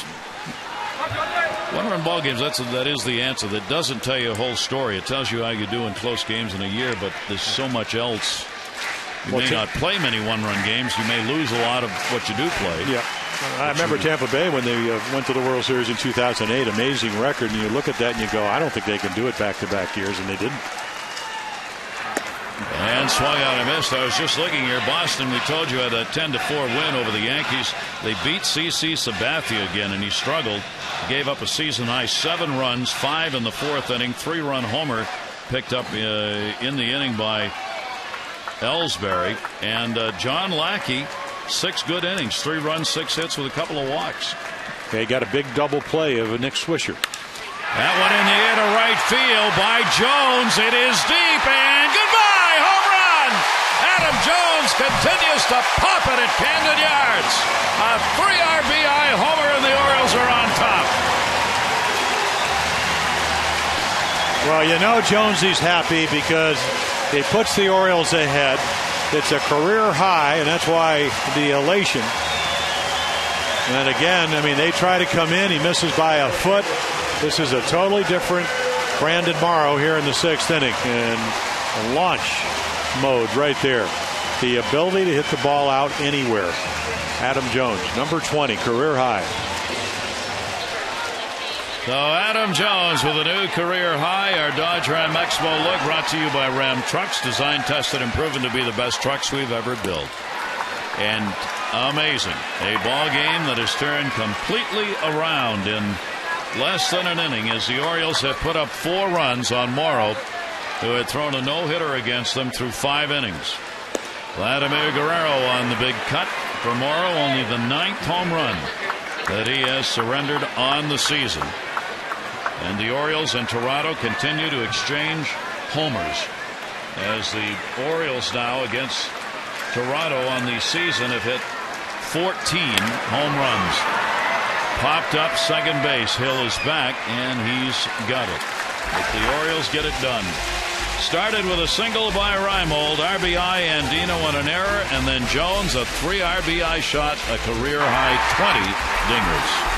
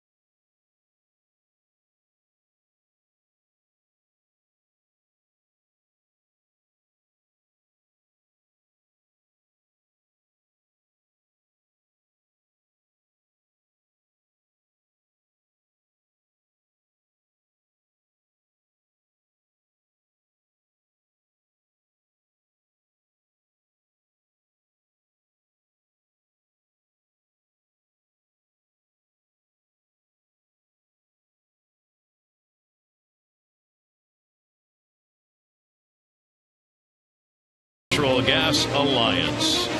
And the game flow is about a 3-run homer.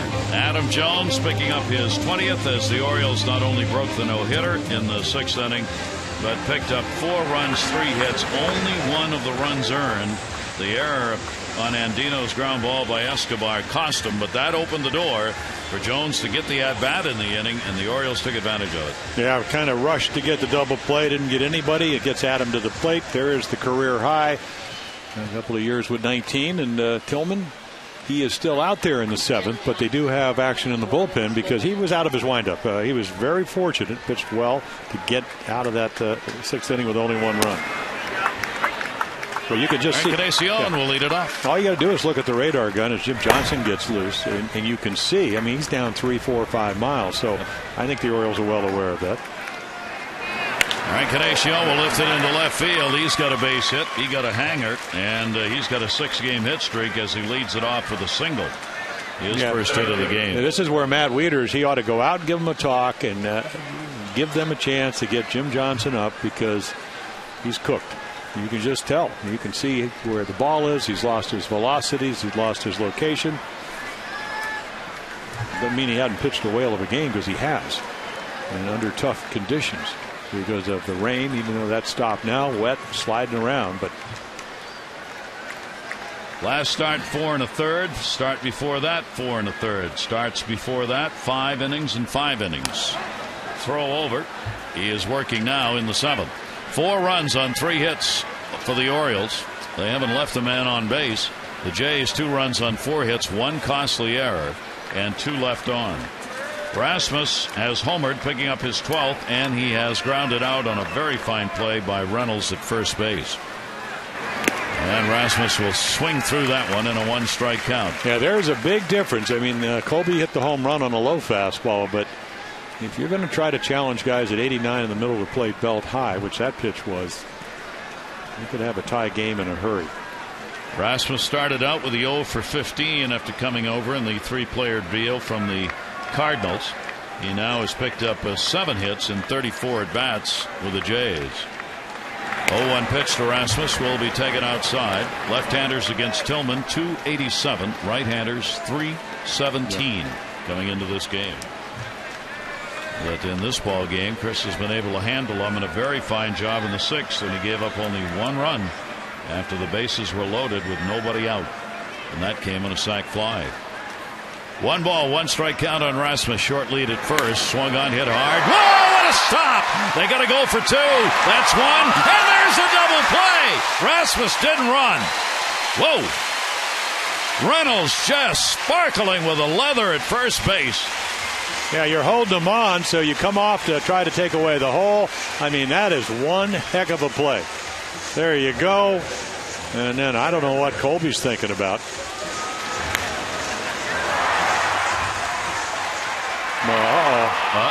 Yep. I think he thought Reynolds either had tagged or was going to tag the bag at first and then go for the put out at second, but he didn't do that. And Patricia Beal of Baltimore, congratulations, another $1,000 from the Maryland Lottery double play contest. And a big help for Tillman right there. No, what a big play that was. And Rasmus will have somebody discussing that with him probably. He knows. That's why you run him out. Down to third. Bell on the hit by Hill, and they got him in only 3 face despite a leadoff single. It is 7th inning stretch time, brought to you by Jack Daniels Tennessee Honey. Fly straight. Drink responsibly.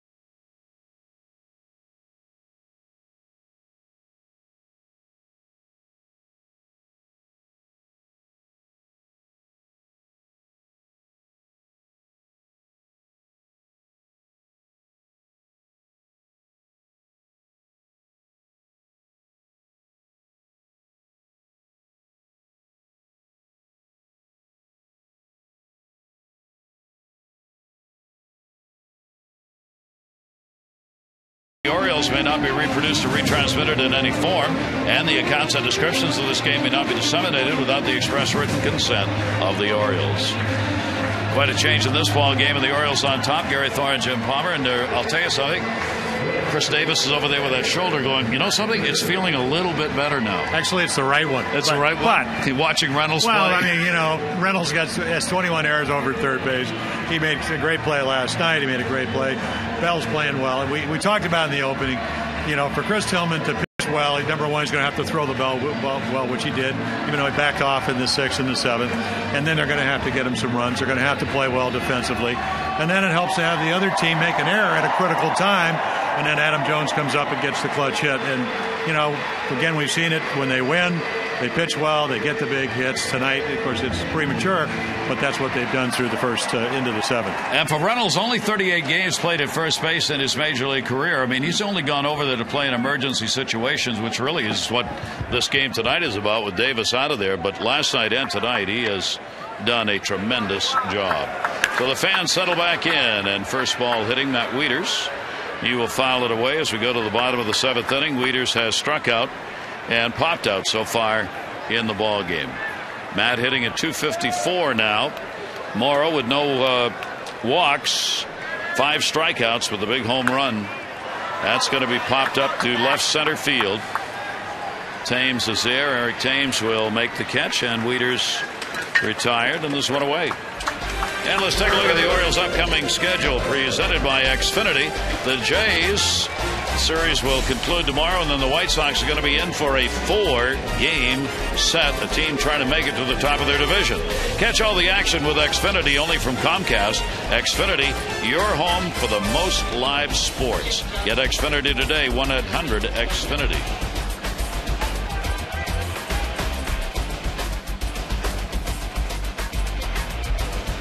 Here's Mark Reynolds.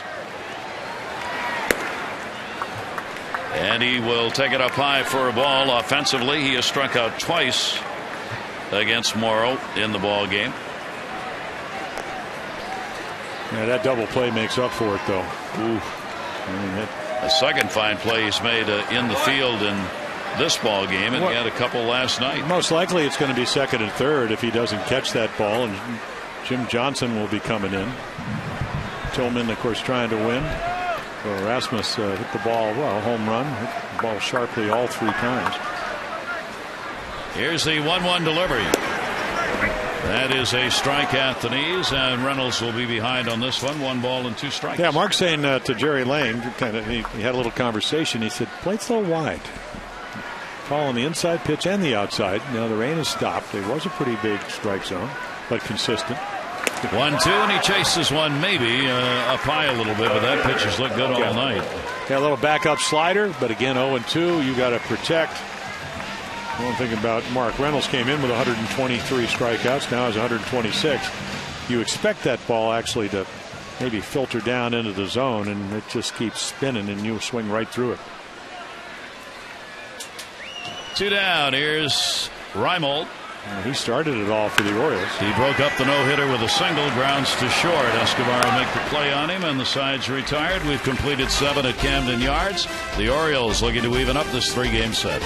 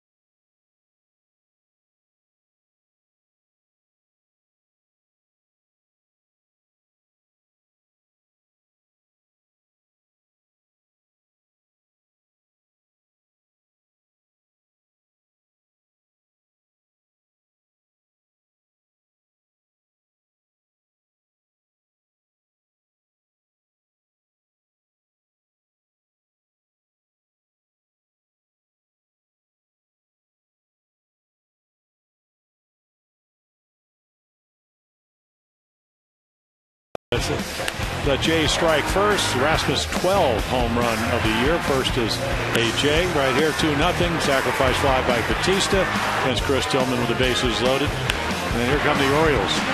Andino runners at first and third. Escobar doesn't catch it. Markakis pops up, and Adam Jones, career high 20th home run, puts the Orioles ahead 4-2.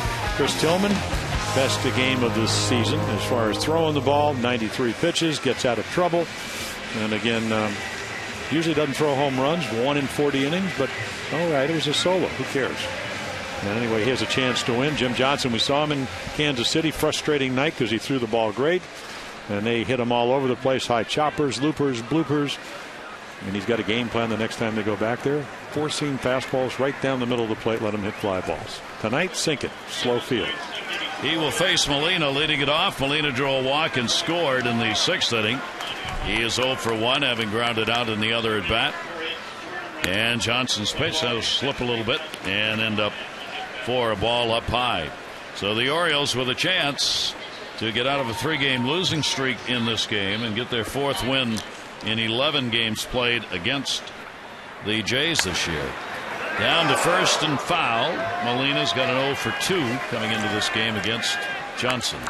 So with that, I might have to move a couple of steps. Adam Jones almost straight away playing him a step. And you got to anticipate that Jose is going to hit the ball to right field. Maybe he should be about 2 more steps over. Reimold move from straight away to a couple of steps towards right field. Here's the 1-1 delivery on the way, and that's going to miss. Jim Johnson this season, 5th game he's appeared in against the Jays. He's worked 5 innings, given up 2 runs on 7 hits. Lifetime 0-1 with 3 saves against Toronto. Here's the 2-1 pitch. Molina will take. Misses down low, and a 3-ball 1-strike count. Well, they need base runners and runs, and tomorrow a very quick bottom of the 7th inning. 3-1 will go to short. Andino. 1 away in the 8th. Your favorite birds are back with their favorite dogs and cats. It's the 2012 Orioles Pet Calendar presented by Southwest Airlines. 15-month calendar. You get your favorite O's like Nick Markakis, Adam Jones, Matt Wieters, and more. And the benefits, it goes to the Baltimore Animal Rescue and Care Shelter. To get your calendar, 888-848-BIRD, or go to Orioles.com. Buck and the Bloodhound. Yeah. Appearing, what, Saturday? And they'll be, where will they be appearing? No, they're home all week. He'll be appearing a couple. He'll be, what, about midnight? The after midnight show? Midnight, do a little walk with the dogs. And then Buck and the Bloodhound. Sounds like a group. Doesn't it? Well, it is a group, but I mean, an entertainment group. Well, Buck's always entertaining. How do we get them to the yard? Think they all sat in the back seat? They can sit anywhere they want. Well, that's the trouble. They do. Laurie, a 1-ball 1-strike count, and the rookie will take the pitch. It is in there from Johnson. Laurie is singled and grounded out. His 1 for 2 makes it a 3 for 6 in this series. Jim Johnson, who throws a lot of strikes and generally doesn't take a lot of time getting the ball back to Matt Wieters. 1-2 delivery. Laurie will take, and he's gone. Yep. Well, it doesn't really get any better than that. I know there are a bunch of scouts sitting there that marvel at his ability to throw 96 and watch this ball dive. Boom. And you just can't do that on a regular. Well, he can, but not too many other pitchers. And again, a lot of the scouts still say, is he better than the other starters? And the answer is probably yes. He's going to get a chance, probably. Yeah, you think. They just, until they got Tommy Hunter, that was what it was supposed to be. But way pitchers continue to go down, he probably still will. Here's Escobar, top of the order, hit by a pitch, flied out, grounded out. 2 down, nobody on. Top of the 8th inning here at Camden Yards. It's been a good one. Swing and a miss. Yep. Buck Showalter likes to say you have to gather around core players on your team. Publicly, he doesn't want to name who he feels the core players are they have right now. The number is, in his mind, is 8. And one of those is Jim Johnson. Yeah. Well, he is a great article in the Sun paper a couple of weeks ago, but he's matured. When he did come up here and start, Gary, he wasn't ready to start. No. But again, I mean, you got to tell me what's more important, a quality starter or a guy that's just going to pitch the 8th inning. Not that you don't need him. Who, if you have a guy you think can do that would be a starter and give you 7, 8 innings, they're hard to find. 1-2 delivery. Jim Johnson comes on and does the Jim Johnson thing. He retires the side in order, strikes out 2. Bottom of the 8th, goes up.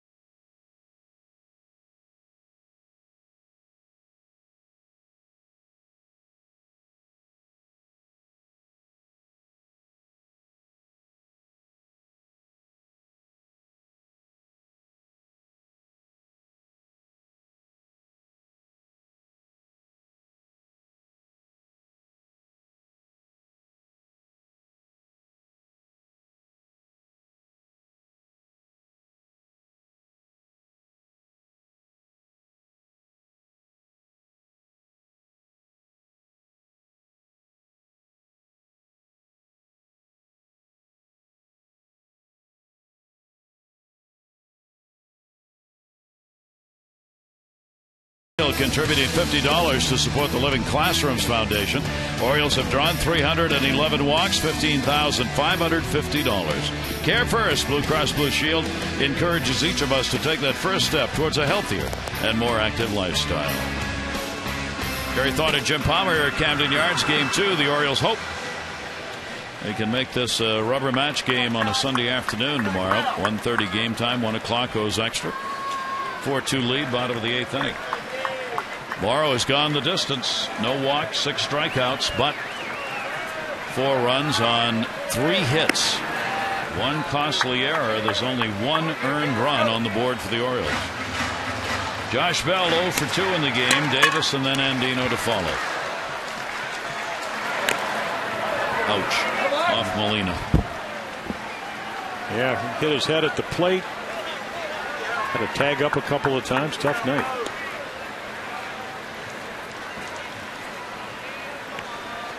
Yeah, right off the top of the glove, and it kind of probably pinned that hand back a little bit. Trying to hurry it up. Jerry Lane, it's raining harder, and he turns to Bell, says, come on, let's go, get in here. Molina going, oh, thanks a lot. Here's the 1-1 delivery to Bell. Way behind on the heater that time, 1-2. Well, Kevin Gregg, the closer for the Orioles, up, and of course he did pitch for the Blue Jays last year, so they know that he can be good. He had 37 saves. They also know that he can be an Avenger at times. Time to text in your vote for the AT&T Player of the Game. The candidates tonight: Adam Jones with his 20th home run, 3 RBIs in the game. Colby Rasmus, who's delivered a homer in the game, and Chris Tillman, a great performance. 7 innings, 2 runs, 4 hits. Text in your vote, A, B, or C, 51862. Bell takes it inside. A 2-ball, 2-strike count. John Russell, bench coach with Adam Jones. Talking a little hitting with the skipper, too. Morrow will miss inside with it, and the count goes full, 3-2.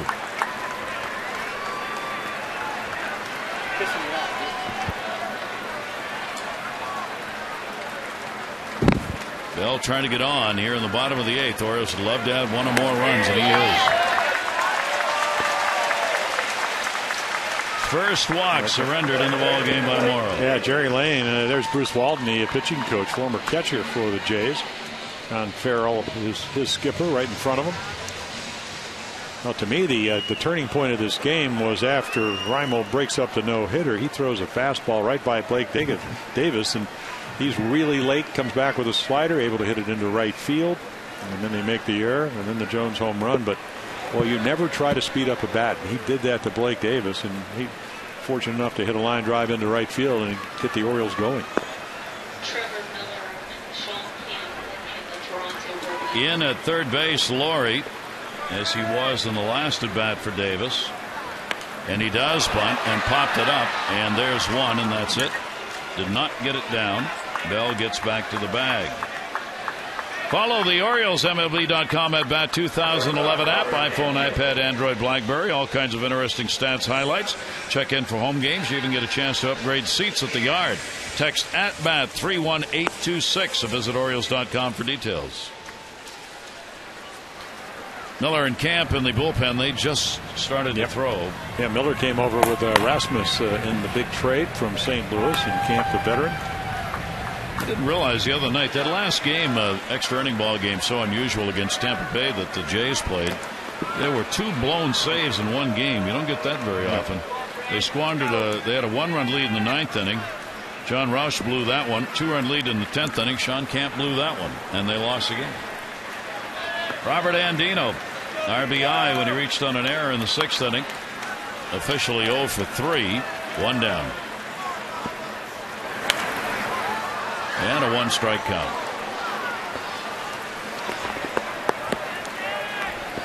Come on, boys, swing that bat because it's pouring. Big drops. This is as hard as it has rained during the game. Very lucky here tonight, off and on some light rain after an hour and 11-minute rain delay before we got started. Here's the 0-1. That one slips away and got him. Now we saw that happen with Encarnacion. Ball up and in off of Tillman in the 6th. Rode the bases up, and right here, right underneath the sleeve. For Morrow, that is the 6th hit batter this year. Runners at first and second. And here's Nick Markakis, who's got an 0 for 3. Ball in the air all 3 times, checking with the bullpen to see if they're ready, and drawing some time. Molina's gone out to the mound. And I'm sure that Jerry Lane is very thrilled about this with the heavy rain. He's staying back there going, if you want to stay here and wait around for a while, all right. Well, yeah, because if they put the tarp on, you're going to wait, at least an hour? At least an hour. Look at that. Oh, Jerry. Can't read it. Well, maybe I can't read his mind. He's got the best set of shoulder pads going there that I've seen on an umpire, though. Those look like football shoulder pads, don't they? Yeah, he's a big guy. Where were we last year? Yeah, actually out in Seattle. We had a chance to walk out of the ballpark. Nice guy. Markakis, first ball hitting in the air to right center field. Bautista getting over there. A collision with Rasmus. Rasmus makes the catch. Both runners will advance. Bautista getting up slowly. Ball gets away, and the Orioles get a run.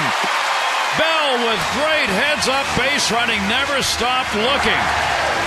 And the Orioles get a big run to make it 5-2, and Bautista gets up after the collision. Yeah, both of them, again, rain and trying to focus on the ball into the raindrops, and they had to go a long way. So again, right here's the collision, and when he goes down, Rasmus has now got a back pedal. Does he hit the cutoff man? Looks like he does. And then here's Bell. Watch this right here. Going. Right here, Willie Randolph saying, come on. Good read right there. You can see him waving him in, and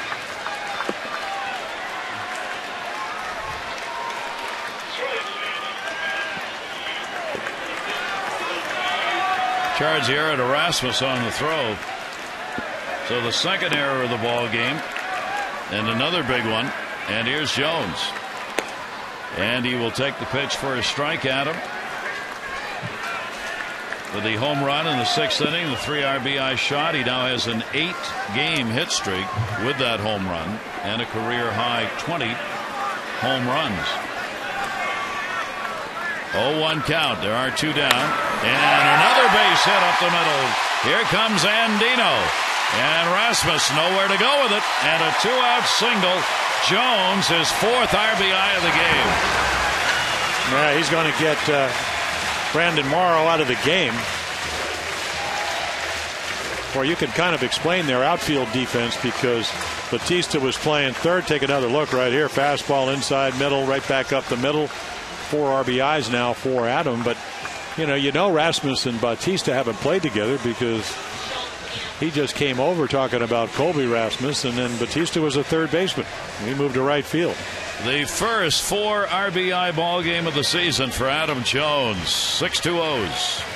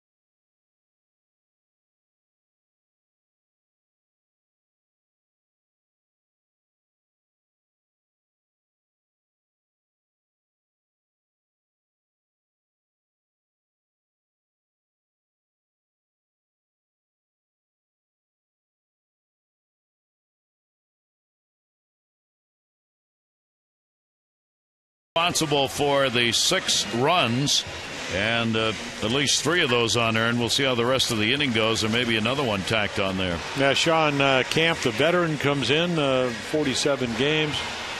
He's been struggling as of late. You talked about the blown saves down to Tampa Bay. 8 runs, 13 hits over the last 5 games in 5 2/3 innings. So again, more hits. He's always been that type of guy. He's a sinker baller, changeup guy, big curveball. Pitch to contact type of pitcher. Camp will come on with Jones at first base, and the Orioles putting up 2 more so far in the bottom of the 8th inning. Vladimir Guerrero will get the first chance at Camp. Guerrero 7 for 13 lifetime off Camp. 0 for 3 in this game and an 0 for 6 in the 2 games so far. What a big night for Adam Jones. Not a career high, by the way. He's had a 5 RBI game, but 4 is his high for this year. And a strike on Vladimir Guerrero. Yeah, Jonesy now with 20 home runs. That's a career high. He is now 1 from tying his RBI high at 70. And very close to moving into the top 10 in RBIs in the American League. And got him! Picked him off at first base. Call made by Bob Davidson. Jones didn't think so. Yeah, you don't want to mess with him. He's going to be behind home plate tomorrow. So that will end the inning. And the Orioles 3 outs away from getting the victory, lead at 6-2.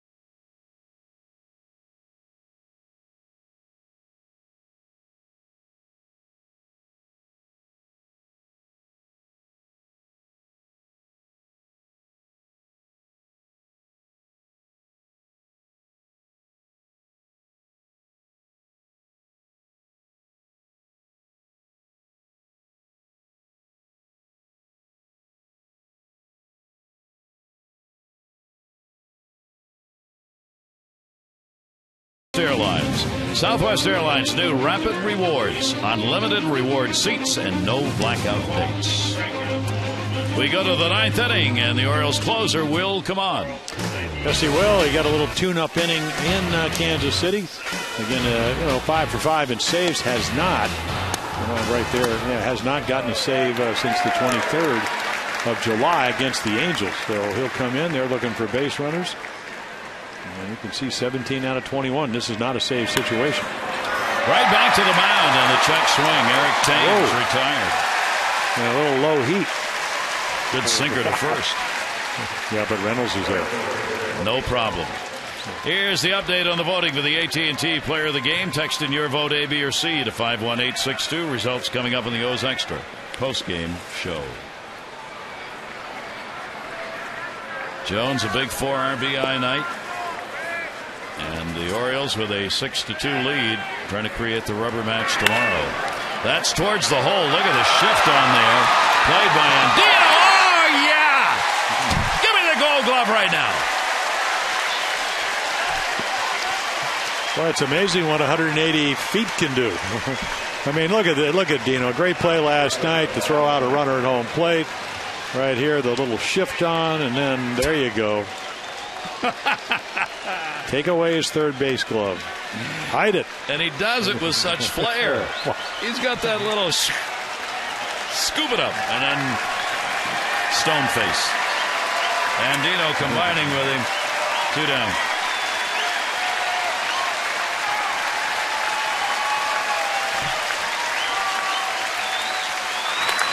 Ball put up in the air by Lind. And that's that.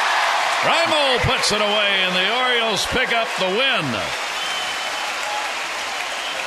And an impressive one. They had been no hit through 5 innings by Morrow, and end up in the 6th inning getting 2 more in the 8th, and a 6-2 win to set up the rubber match tomorrow. Tillman wins it. Morrow's the loser.